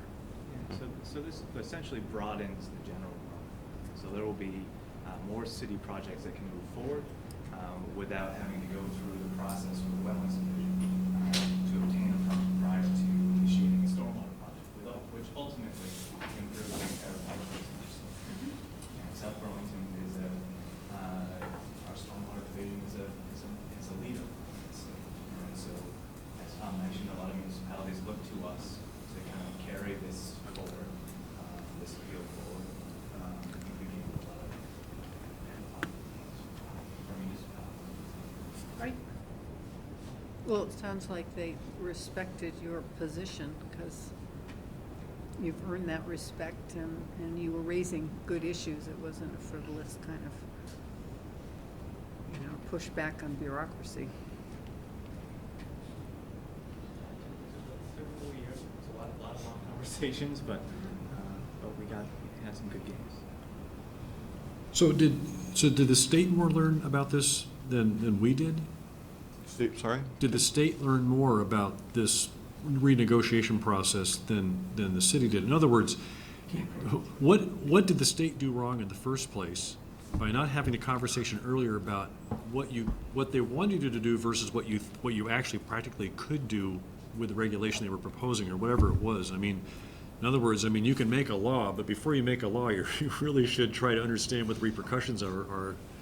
And you're probably the number one customer in the state, right, in terms of, like we just said. We do quite a bit of work. I guess the reality of all the stormwater work that we're required to do by one hand, and then how implementation of that work can be frustrated by another hand of the same Right. division, or, And this, it's a DEC on both hands? Yes. All right. So do they have two hands that don't talk to each other, or? There's different divisions. So there's a wetlands and a stormwater Okay. division. And so these wetland permits are handled by the wetland division. And while Right. there's certainly some back and forth And between they them. have the same high-list level manager or do they have a management problem where they can't figure out how to talk to each other before they issue regulations and other? And I don't want to solve a state bureaucratic problem here, but the question is, in the last year, did you help them figure out that they have a problem with the process? That wasn't in the stipulation, but.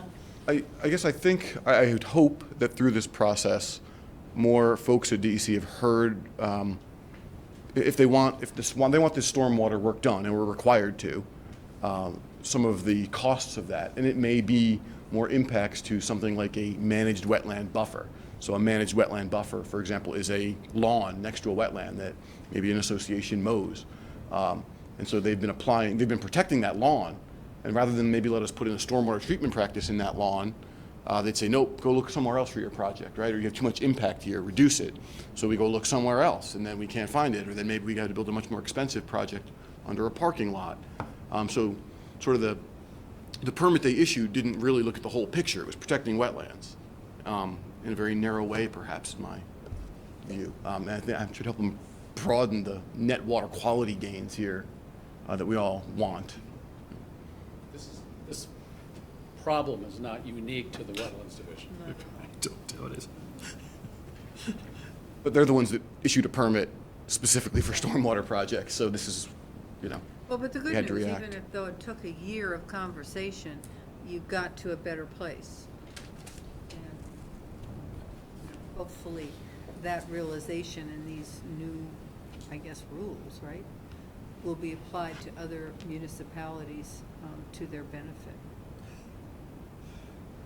So it just reminds me of a problem I had at IBM. I'd been there for 2 years, and I was like, 24 years old. And the quality department was monitoring some testing of modules, and the modules had to be heated to a certain temperature. But the testers, so they each had their own spec. There was a specification for the testing of the quality modules, and there was a specification for the tester itself. And they both had temperature ranges, right? But they didn't agree with each other.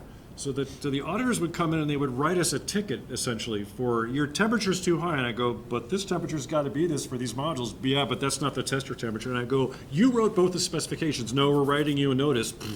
And this went on for 6 months until I called them all in the same room and I said, this has got to stop because, nobody's winning here. And they finally changed one of their documents and that took care of the whole problem. But it just reminds me of the same type of thing. That was just a piece of So it's ancient not history. just government, it's private business as well. It happens everywhere. It happens everywhere. So thank you for that reminiscence. Okay, so do we need to take an action? Yeah, Tim must have unless there's some other comments or questions. Second page? Right. So I would like to move that the council approve the proposed settlement of the appeal of A&R Wetlands General Permit 3-9026 and authorize the city manager to execute the settlement agreement and any related documents. Any further discussion? All in favor? Aye. Thank you, okay. Great so- work, guys. Very good work. Now we have a Thanks, guys. second Thank one, you. right? Oh, it's the same one? How come it's down The for twice? executive session if you needed it. Oh, that's right, okay. Sorry. Great. We're chugging right along here. That's Helen. Let me give you this back to you. Okay, so we can move on to item 12. A little bit ahead of schedule. I'm off for that. Receive transfer of development rights interim zoning committee analysis report and discuss possible next steps. So Bernie, are you, Ann? I don't know. I don't know. Michael can come sit. And Michael, both of you? Okay. That was a long document you sent us.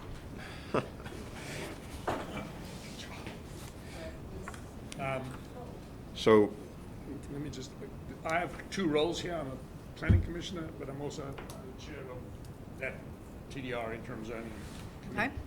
So I think I will probably address you as the chair of the TDR interim zoning committee and Bernie for the commission. yep.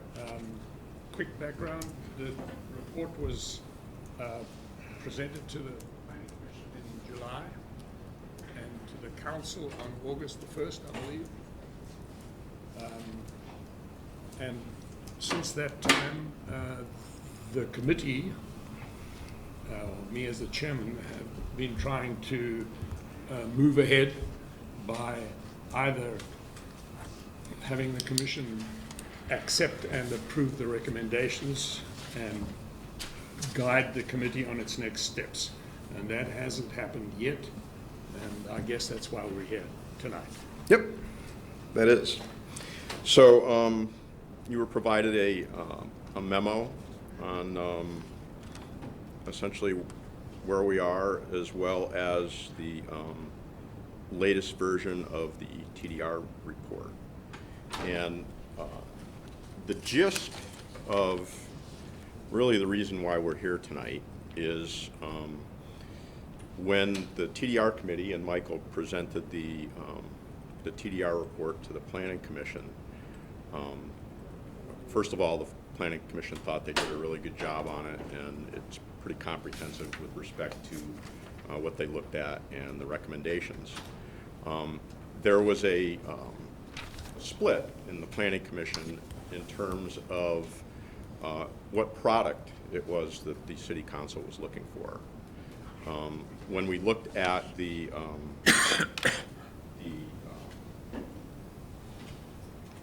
language that the City Council provided, undertake an analysis of the program and provide recommendations, there were several people on the Planning Commission that felt that this report essentially did that.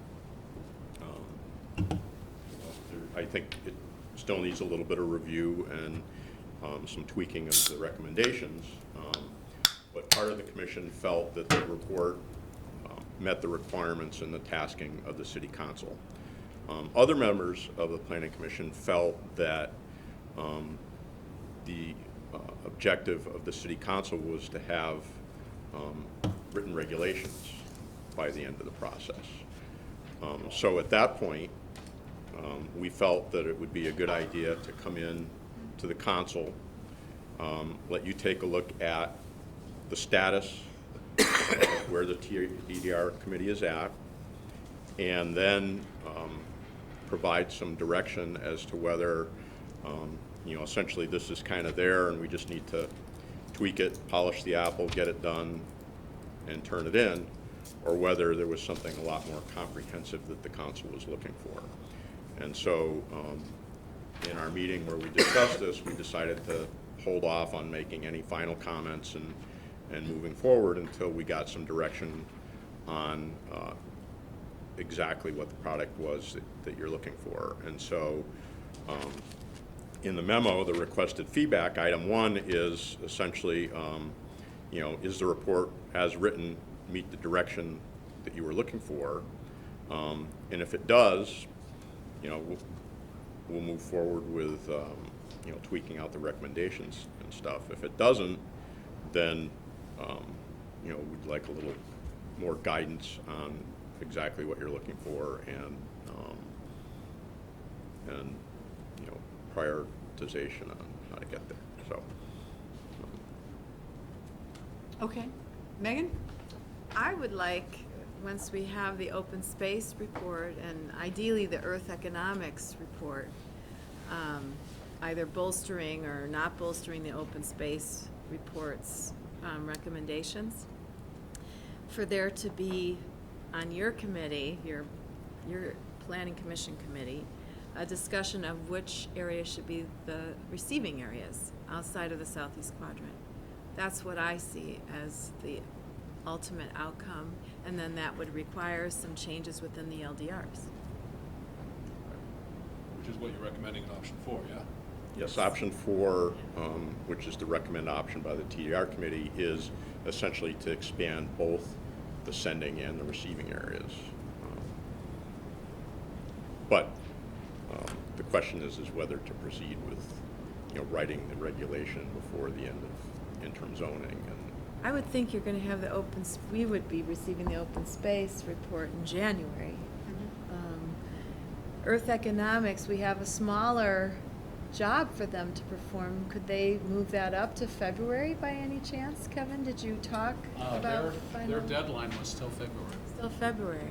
So in our end of interim zoning is February, right? Maybe the 13th. Right. Friday, I don't know if it's Friday, but that doesn't provide In time for the planning commission to, You could probably tell I'm quite frustrated by this whole Yes. process, because But unless we extended interim zoning for another month or whatever, in order to get the LDRs. Because I'm one of those commissioners who believes that the deliverable that this council expected from us were draft LDR regulations, or draft regulations which were LDR ready. And that's not a small task. Identifying or receiving areas and sending areas in the entire city is not a small task. And writing a TDR ordinance which doesn't have what I call the fatal flaws of the one we've got is not a small project for legal staff either. And so if we don't start now, well, we can't start now. There's Christmas, there's New Year's. right, we're in January. People going away, and I'm one of them. I'll be gone January 16th to 29th or something like that. It doesn't leave a lot of, we would have to get cracking soon if that's the council's will. Separating the discussion about extending interim zoning and just looking at what's before us tonight in your report, I got to say this weekend I spent a fair amount of time with this, and I was looking for a reason to be concerned, and then I contacted a lot of people that I go to for advice, previous planning commission chairs and members, as well as commercial real estate people, and I basically spelled out what I interpreted in the direction, and it's really twofold. One, assigning a square footage potentially working out the kinks, to square footage allocation to a dwelling unit, and also expanding the sending and receiving areas for the TDR market program. Both of these are very sensible, so if you're looking for a gauge from me, I think this is the right direction to go in. The question about whether or not interim zoning needs to be in place for when this gets adopted, that's a conversation that we need to have, but for what you put in front of us tonight, I think this moves in the right direction to make the TDR program, I don't know, more thoughtful and to accomplish the goals that are outlined in those. like I said, I think, what we're looking for is, does this report with some tweaking on the recommendations meet what you asked for originally? And if it does, then that's the feedback we would provide to the TDR committee, and the regulations would then follow sometime later. Tell us your meeting schedule. I mean, We don't have a meeting schedule because we don't know what's next. well, no, but your regular Which meeting we is schedule. this? The planning commission? Yes. Tomorrow we're meeting. Tomorrow you'll be meeting. But tomorrow is Your agenda's focused. already set. Yes? Right. This is on it or not? No. It's not, all right. And then our you'll next meet in meeting's January. second Tuesday in January. And have you finished, I'm sorry, Helen, you can quiet me. Have you finished the PUD regulations, or is that something that you need to absolutely focus on, since that was? Yeah, so we're focusing on that. And I think, Paul, correct me if I'm wrong, but you provided a separate memo with a status of all the different things we're working on? I did. It might have gotten a little bit buried at the end of the TDR report, but there is a status report of each of those in there. A long list. Just It is a long list. Yes. on a point of order, if you like, there were 3 items under interim zoning. The PUD project wasn't one of them. Yes, it was. That- Yes, it was. It was the primary one. Yes. Primary one. That was, You definitely, that was part of it, we wanted you to complete that. I stand corrected. But it's a project that's not going to be completed during interim zoning, whereas the other 2, open space and TDR, could be completed during That's interim zoning. And it certainty. was my interpretation of the council's brief to us, that that's what you expect. And I my think fear we is if we don't expected do it. all of it. My fear is if we don't do it now, at least on, I'll speak for the TDR committee work alone, if we don't do it now, we won't get it done. It'll get, there's a lot of, there are a lot of things that might have higher priority after Well, not interim if, zoning. not if the council says, well, interim zoning's over, but we want that done. Yep. That's top of your list. now there's some TDR overlay, the map. I don't know if it's, It's very rudimentary and by far not complete. And Well, as as you mentioned, Megan, we need to wait to see, how it lies. how it lies with the other things we're doing. Are there other comments on the recommendation? Can we, The recommendations, I tend to agree with Tom, right? But our charge to that committee was not to produce draft regulations, it was to produce a report. Right. And I think we have the report with some suggestions for the way to move forward with some changes to the LDRs. So that's not going to happen by the end of whatever chapter of IZ we're in right now. But I think the PUD is paramount, and it was paramount at the time that we went into IZ because of the importance of future projects that they be done with smart growth, right? So I don't disagree with you, but other things have got in the way, most notably inclusionary zoning. It's taken up a lot of the commission's time, which means that's time we could not spend on the PUD A project. charge from IZ, from the city council, was inclusionary zoning. no. Yes. The council asked for it in January of last year, after interim zoning was adopted, Right. but asked that it be done in parallel. You had a big appetite. And we're working through Eyes it. were bigger than our stomach. Always. One more comment I'd like to make on something that Bernie said, which is that it requires tweaking. The first page on the memo about interim zoning, about the TDR work, was the tweaking.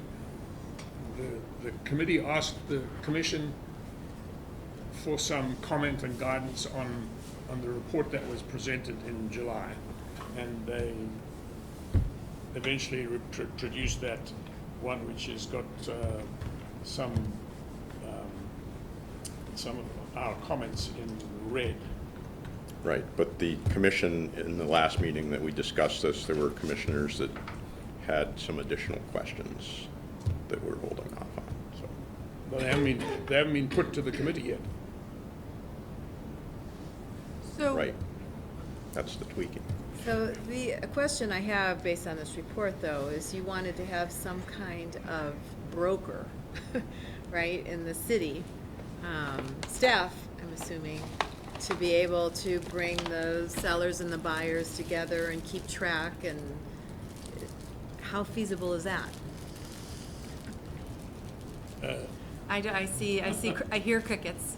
That was one of the key You- recommendations of you the are- 2007 report, too, that you need to provide some brokerage of those with the TDRs and who might want that. Well, that and a brokerage, map just to at track least send publish was- the availability in the domain, just publish the availability and let the buyers come. Right, but that's some work, considerable work, is it not? It depends on what, And we want to map it too. I don't want TDRs, that are some swamp. being used, sold to, include, I mean, I think it's sort of crazy to have a TDR of land that could never be developed, period. And to use that as, oh, we're gonna preserve it, and you're gonna pay me whatever it is, $10,000, and then you can build some more stuff somewhere else is absurd. I'm not sure I how mean, that. if it's billable land, that's different. Yeah, I'm not sure how that registry would come into being, but the TDR program is voluntary. The city might ask landowners to list their TDRs on this registry, which is on the city's website, would be on, and open, available to anybody who wants to see what TDRs are available, buyers and sellers alike. But it's not a small task. Quite a bit of work for staff to do that.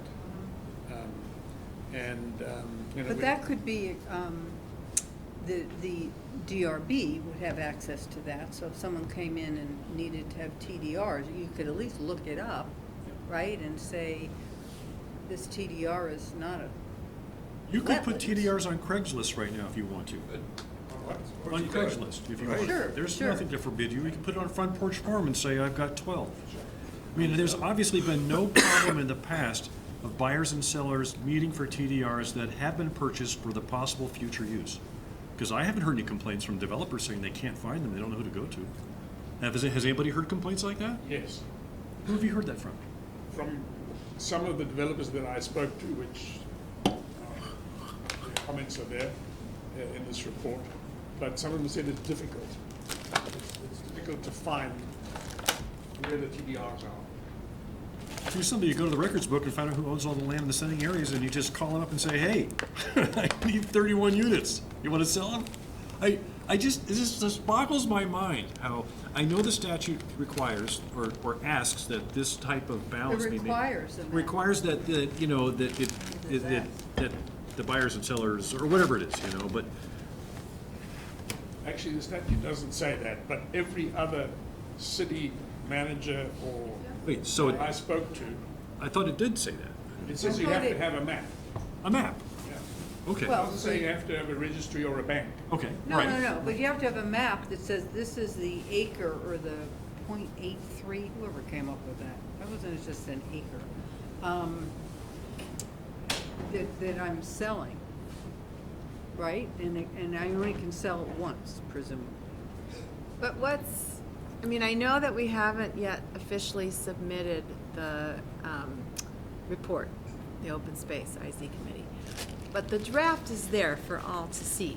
The 2025 parcels are there for all to see. And lining it up to this map is something that we can do, knowing that this is a draft, right? And just eyeing it, it seems like it will line up pretty well, to be quite honest.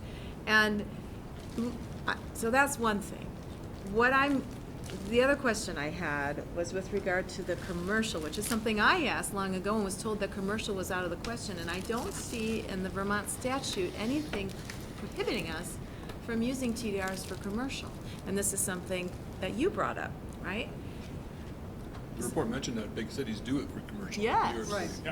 Yeah, and the people I spoke to in Seattle and Massachusetts and Pennsylvania, they said they have never heard or seen of a TDR program where you transferred from rural to rural. Yeah. Right. Well, This is what we do. that's why we're here, right? So, but they always transfer from rural to industrial or rural to residential. Some of them only do commercial because they want to develop a particular commercial campus. And what I see on those transit overlay districts on your map, there's the potential there for going up, right? I see ways for you to move forward. Now, I'm only one counselor, but, and I see your list of things to do.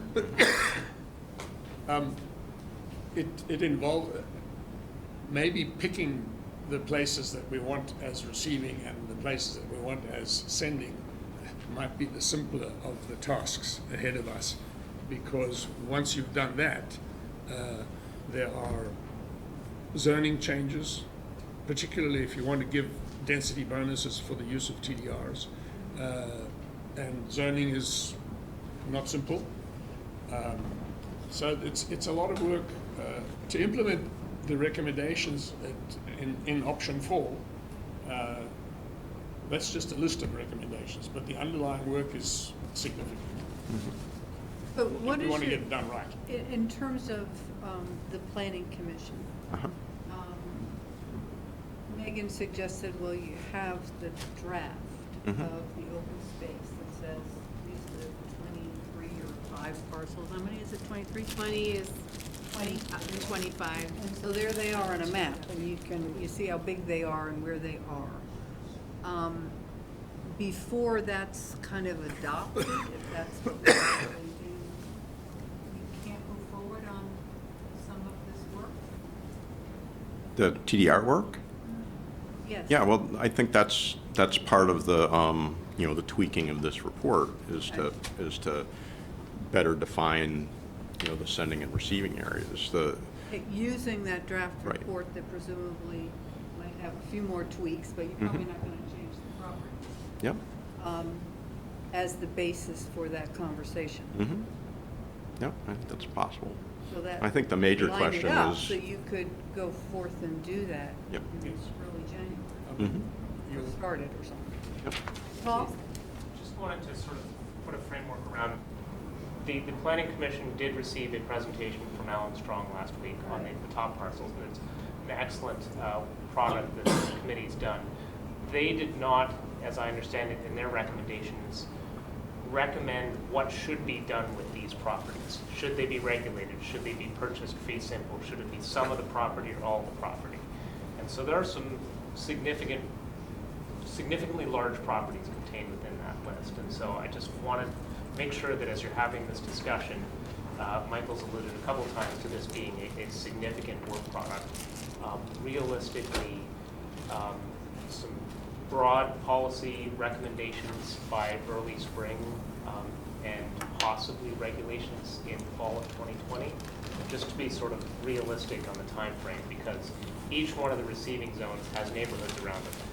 There will be a lot of interest in each of those neighborhoods as to what the upzoning might be around them. What pushes and pull levers does the city want to install to each of these areas? Are all the properties appropriate to become sending areas? Should some of them be targeted for use of acquisition by the city or other tools? I just want to be clear on the scope of the project. But isn't it more simple? I get it if you're a receiving for a community or neighborhood that has a potential real big impact on where you're living. In terms of identifying sending areas, that seems less intrusive.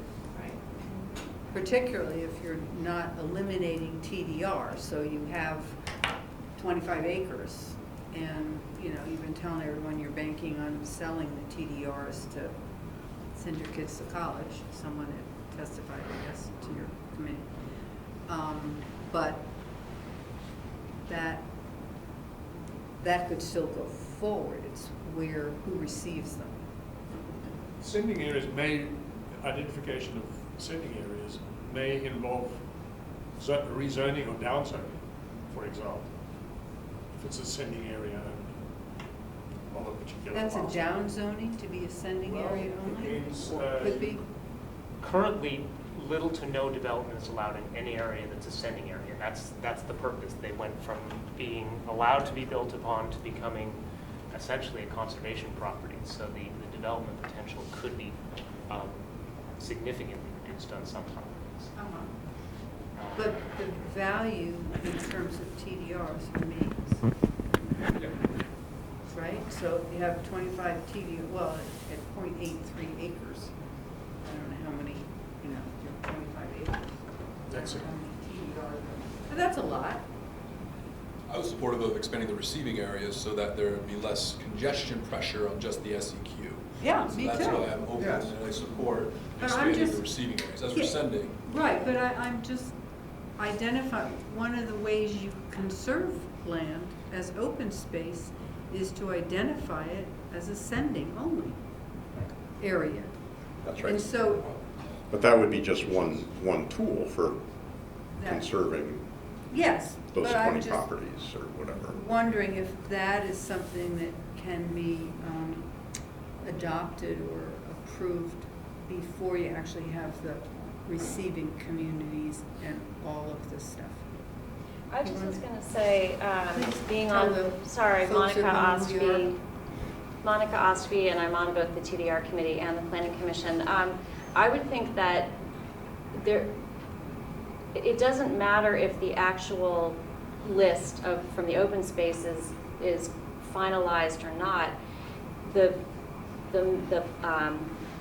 plan of what to do with a new sending area, no matter what it is, can be treated in whatever the zoning or whatever the language is that the planning commission can develop. It's what the actual parcel is can be assigned later. If the concept is, yes, we want to take X number of X properties, we can work conceptually around and strategically around that, and then later the two can meet again, so that when an actual map is created, the real parcels are there.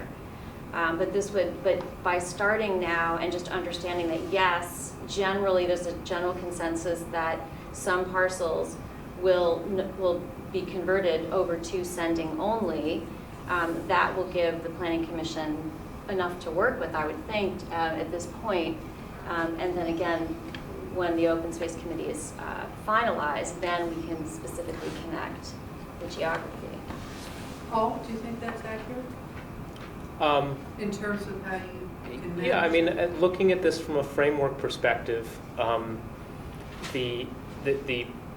there should be some form of a balance between how much acreage is intended to be conserved and what the total amount of receiving widgets are.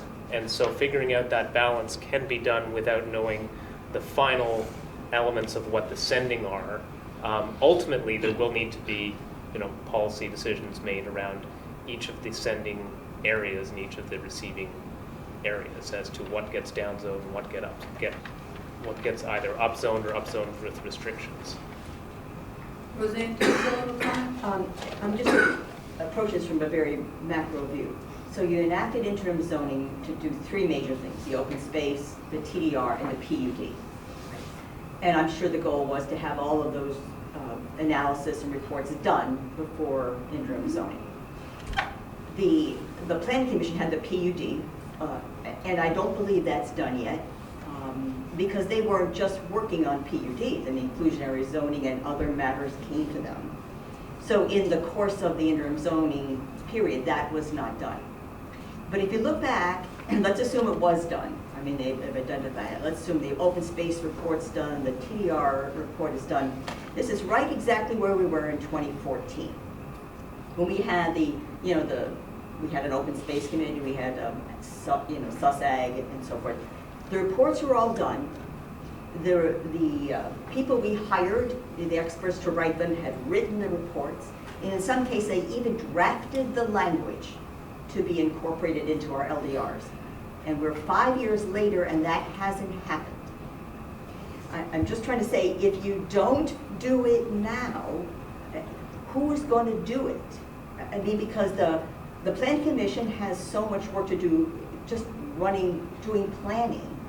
Unless you have a special entity to write your LDRs, we might be repeating history again. All the reports are done, but the devil is in the detail. Writing, and we're just talking about in the last 20 minutes, little ins and outs of the TDRs, sending, receiving, all very important issues that would be difficult to put in writing and would take time. Michael's point, which I agree with, is get the job done now. Don't assume that it'll get done.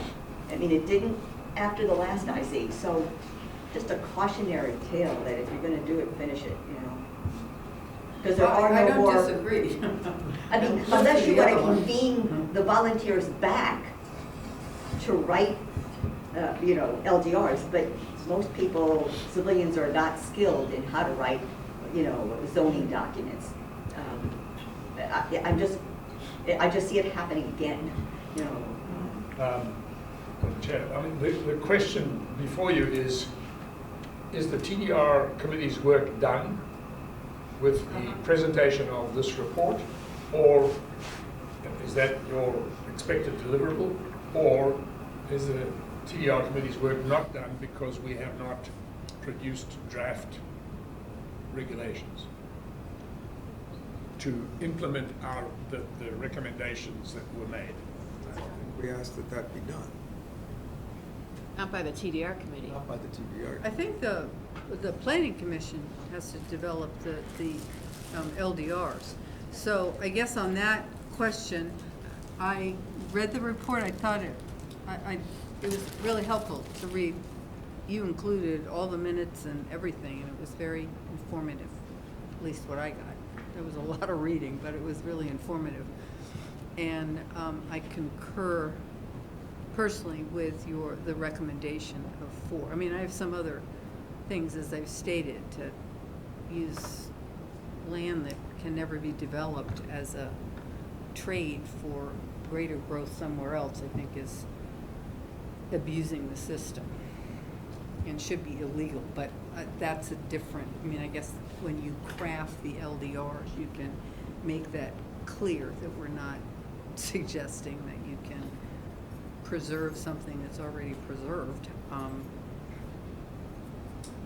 for I'm going greater to rephrase density. the question in light of Dave's comment that is it the expectation of the council that the planning commission will produce the draft regulations under interim zoning as part Well, of your that charge? would be my expectation, but in terms of the timing, I don't know if that can happen within interim zoning as the timeline is now. So the question will be in, a couple of weeks before it ends, whether we extend it. As the person who has voted against interim zoning and extending it, I will just say all of these things can still happen if interim zoning expires. It doesn't stop all this work. These things can still occur outside of these bylaws being enforced. No, Well, but the current LDRs are, Just making that point. it can happen, but it can happen for naught because the current LDRs are in place, which allows for very different things. The first quarter of 2020, right, it gives them through March, right? So we just have to be mindful, too. The reason for doing the interim zoning from the planning commission's perspective was so that they could simply focus on this and get it done. Now, granted, we've gone beyond the 6 months that they said they needed, right? But these things happen, as we know, right? And which is why we've extended it. And I think we have to be sensitive to the primary impetus behind, giving them 9 months, thinking that 6 months, with all the time to get off the ground was maybe too quick for this to truly come to fruition. And We're at 15 months now, though, right? Like, we've extended to 15 months. we are, but the initial impetus was to allow the planning commission to finish their PUDs. That was the reason for choosing that time limit, and I want us to really keep that in mind, that our planning commission's time is valuable, and that is the reason why we declared interim zoning to begin with. I don't quite agree with that. I mean, interim zoning came into being, this particular version of interim zoning, because of the people's presentation. The council got clear, It took both. clear Yeah. instructions from the residents of South Burlington that they don't want all this, they want development on Yes. open space going on. If we don't do it now, interim zoning comes to an end, it's open season. But The Michael, little you need land 3 that votes we've on got this left- board. The little land that we've got left in the SEQ, because that's the only place you can use TDRs, will be gone. Michael, you need 3 votes on this board for anything to be extended, right? So let's just be realistic. Yeah. Yes, it was people-powered, but in terms of this board determining a timeline, it was based on the planning commission's timeline.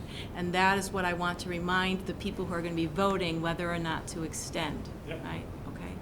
So it's really, important to keep in mind the first quarter of 2020, that we see in this timeline, which is why I asked, does that mean January? And the answer was no. That's what I understood. So it's important for us to keep that. I mean, Earth Economics won't be ready with their report before No. the current. But you have IC2. 2 members of this committee, okay, who voted for interim zoning, who are looking to your timeline in order to say, yes, I will vote for it, and it should only be this long. Okay? So 2 of the 4 votes that got us to where we are today. I just want us to be mindful of that.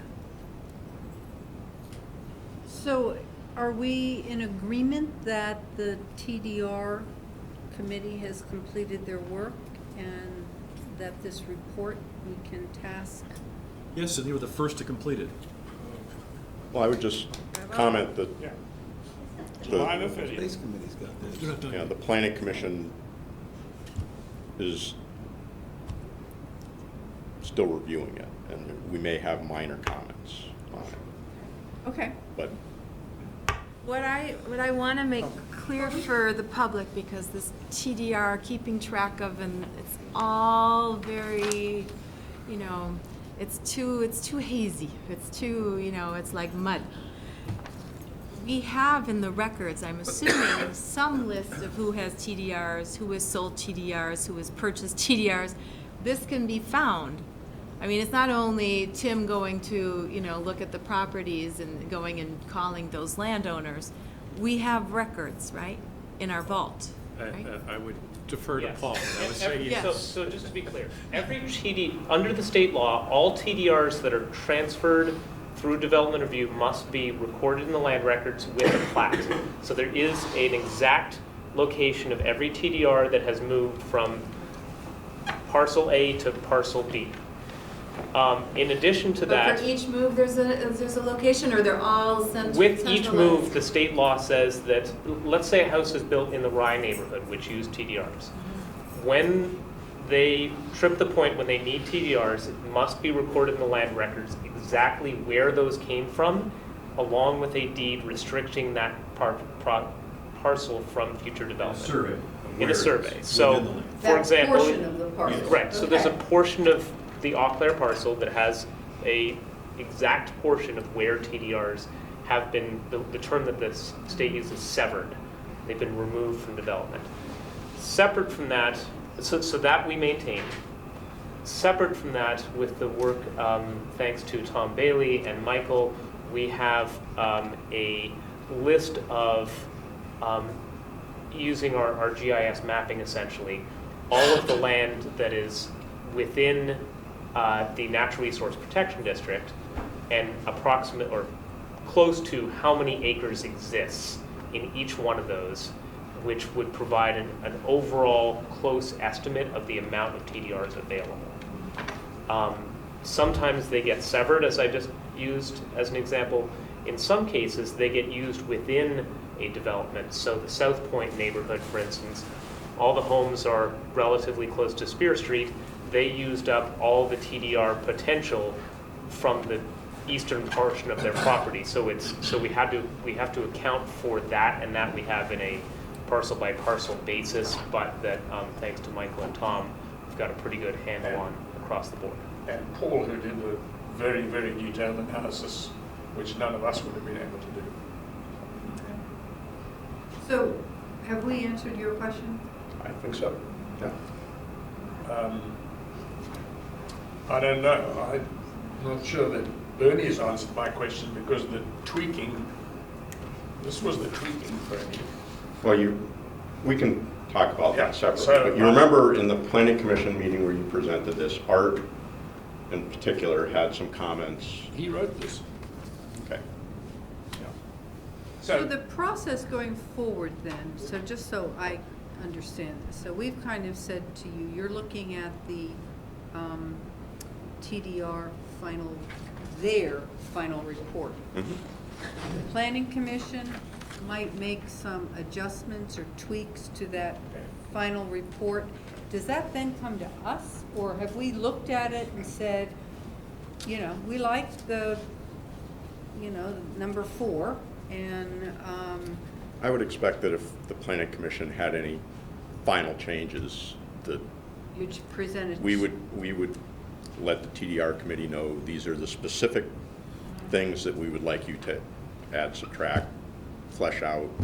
They would do that, and then the planning commission would then present that as this is 100% done. Right now, I would say it's 90% done or 95% done, but before we got it to 100% done, we wanted to make sure this is what you were looking for.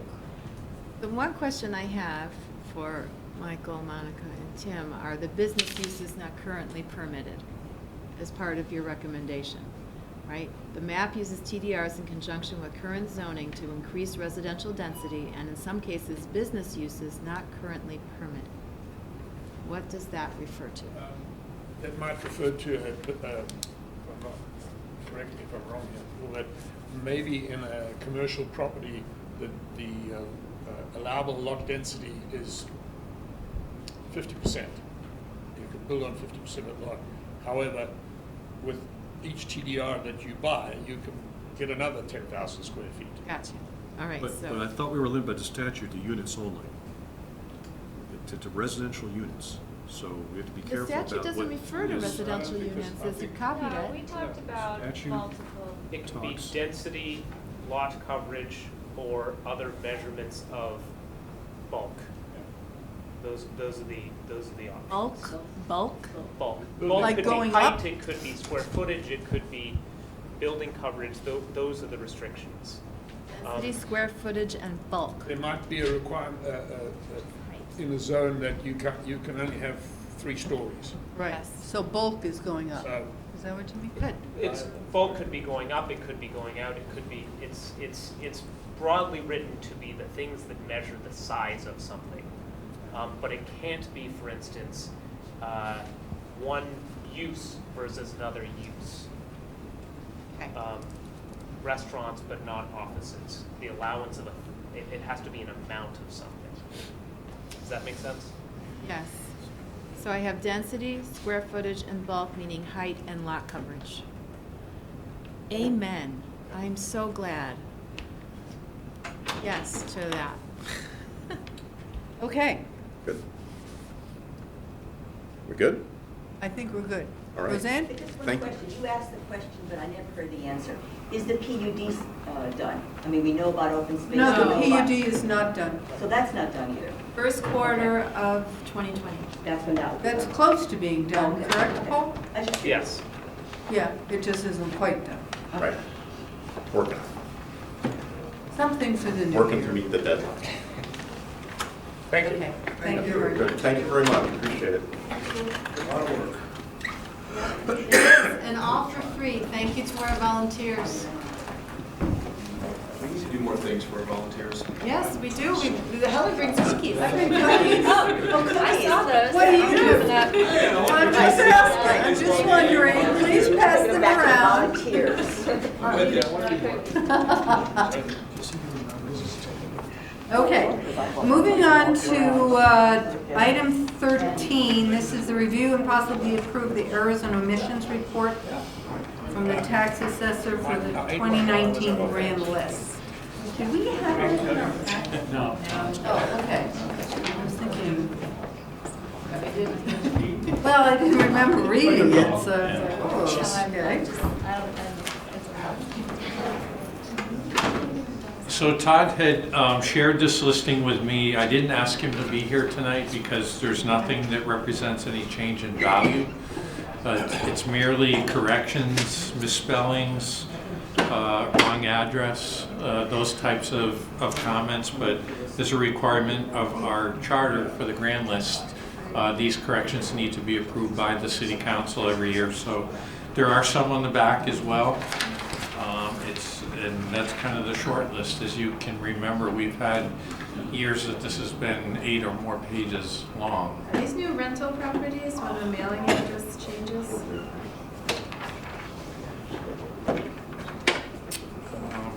I'm not sure, maybe. I'll find out. Yeah, because do we usually have this many mailing address changes? No, I don't There's like an enormous number of corrections, like if something changed in terms of how we gather data. This is a shorter list than is typical. Oh. Yeah, it's usually, well, I've seen it 8 to 13 pages long. And there's been this many mailing address changes? That's what I meant. Not always on the mailing address, no. Yeah, yeah. No. So what It- typically causes a mailing address change? Change of hands. Wrong number of the house, misspelling of the name of the Oh, road. it could be as simple as a misspelling. Just a change, Yeah. but I not see. the actual address has changed, or could the address actually be The last Rarely. person Yeah, more likely Typed it either in the as number dyslexic? or the road. I just want to say, I do see a lot in the, not only, but a number, I'm not saying even, I didn't count, I'm not saying mostly, but I see a lot in the Chamberlain neighborhood. The mailing address change. Why would you think that's so? I mean, who, oh, because they become rentals? Yes. Yeah. Because of I see. the gorilla, the 35,000-pound gorilla in our neighborhood. Okay. Well, All right, do we need Todd to or myself will approve respond. this? We do. I'll move that we approve the errors and omissions report from the tax Second. assessor for 2019. Any further discussion? All in favor? Aye. Aye. Okay. We can convene as a liquor board. Did you guys get the background The for weird window? Weird Window Brewing? Yes, it was about 85 pages. Okay. Well, we should talk about the content. I mean, really? Well, it was a separate, I know, it's Yeah, a okay. separate thing. It went on. I just wanted to make sure. So that begs a question, should the council be privy to some of those documents in there? I mean, we were successful in getting the social security numbers going. Should we be privy to some of this background check information? I mean, Part of the requirement. for us to be able to see it, it's for the application, For the right? state. For state. Because this thing goes on to the state liquor control. Right, but I'm just curious, do we need to see that? But we swear to uphold Vermont laws, so we are, I think, also held accountable to maintain private information private. I understand. I mean, this couple went to an excessive amount of any infractions. All voluntary. Holy- Oh, I know, I Yeah. know. I felt Yeah. like she did on a math test in 8th grade. I expected it to be. Well, you can't believe how much stuff they that we've never seen before. No, I'm not gonna share it, but it was just remarkable to me. I mean, usually it's just a speeding ticket Yeah. or DUI or something big. But this was, oh. I mean, All right, I move to I was approve. surprised. Oh, I move to enter the Liquor Control Board. Second. all in favor? Aye. Okay, we are now, the South Burlington Liquor Control Commission. We have one, application before us for the Weird Window Brewing LLC. I move to approve. Do I have a second? Second. Any discussion? This is the former Farden, Yes. Miss Farden. I know, It was, beer. oh, they had some really good beer, but anyway, let's vote. Well, they probably sell beer too. They're Well, I'm sure the new company's gonna have good beer too, so. Any other discussion? Okay, all in favor? Aye. Great. Reports from councilors on committee assignments. To exit the. Oh, I'm sorry. I Motion vote to adjourn the, I move to exit the Liquor Control Board. Second. all in favor? Aye. Okay, so moving on, reports from councilors on committee assignments. Does anyone have any? I'd like to report a few things, GMT. Oh, good. So one, we're facing a very tough budget year. I just want to say again, these things don't generate themselves, so I just really appreciate all of the articulation and clarity you gave us throughout the budget process. I'm not faulting GMT at all, but I just say we're not looking at nearly as a sustainable picture right now. We're falling short about $1 million. Last year was $1 million. We've completed all of our reserves. So we've opened up conversations with a variety of legislators, but we are making some very deep and painful cuts. And so that's going to happen over the next month or two. It's going to include service cuts as well as others. I'm also, tomorrow morning at 7 a.m. is the last meeting that I will be chairing. I'm going to be stepping down as chair as of January 1st, and that was already the case for quite some time. I was going to do it last July, but I extended for 6 months. But I will stay on the board as long as you all are still okay with me there. But the new chair will be Bonnie Weniger, and we have yet to get the vice chair. I plan to stay active, and we are engaged with the State House with the variety of conversations about more sustainable funding methods that we see in other states, being car registration fees. I'd also love to be able to assess our rural communities in the same way our urban communities are assessed, like us. So we're looking at a variety of different ways, creative ways for the long-term sustainability of public transportation in the state. But sadly, I would expect that we can see a decrease in service hours in South Burlington next year, just because we can't continue to offer the frequency necessary. We've got to find the savings somewhere, and we're finding it in a variety of places. Is that at late night? It'll be likely, it all has to be approved by the board, but everything I'm seeing is midday. So part of the next gen was to go to 20 minutes throughout the day. Right. And for that consistency was a big plus, and it helps for people that use it to get to work, but we'll probably go back That's the 30 red line. minutes during midday. So that saves about $250,000 a year at that frequency. And we're going to look at other cuts in the rural areas. So, Well, you're going to ask them for money? Interesting. it's a tough situation. Good luck on that one. So, How much of your revenue is just fares? about 2.2 million. Right now, Tim Ash as well as Kurt McCormick are intrigued by the notion of fare free because we should see ridership increase. We just need to find about Really? $2.2 Right, million. that's all, just, here. yeah. And that represents what percent of your budget? $22 million budget, so it's 10%. yeah. So it's not unheard of, but where does that money come from? Well, I don't I've understand. got some other ideas and I could talk to you about it, but I don't think this body would have much influence over that. You start giving away fares for free, and then you dig yourself a bigger hole. You cut back service, and people get disenchanted and go back to driving their cars. I think, honestly, this is a problem that's been around for decades. It doesn't seem to be getting, everybody keeps hoping people are gonna get out of their cars. They're gonna get on the buses. They're gonna make more progress. Somehow it doesn't seem we ever make progress on any public transportation. It's very disheartening, really. And you can't go. The rural communities are all stretched thin on their budgets. You're going to go ask them for more money? Forget it. I just want to be able, they already are giving us money, but every year to go to 45 plus communities and ask for a 3% increase, and sometimes they cut us from the budget because you get new select board members and they are looking to trim. I want to just be able to send them a bill, a reasonable amount. It's about $5,000 to $10,000 in the smaller communities. That graduates each year. That would make our rural side more sustainable. And our support is statutory, isn't it? We are part of the, Colchester is flirting with Ours joining. just go up. So Colchester might join as a member community. We're going to be discussing a service agreement with that would get us to there. How much do we pay now? $525,000 last year. Will you set that assessment tomorrow? So tomorrow we'll be voting on, the board might go for 5% increase. Last year we were at 4%. I, representing the interests of South Burlington, am currently only supporting a 4% increase. If you want to influence that, I can go another way. But we already increased it last year to 4%, and now this year, again, we're trying to find out just about everywhere. I just feel like we are overtaxing urban communities, and I want to find more ways for all of our 5 counties to contribute. And I'm currently only at the 4%, but if you all say you're ready to go 5%, talk to, as long as he's okay with it. Oh, yeah. I don't know what that difference is. It's probably about $4,000 or $5,000.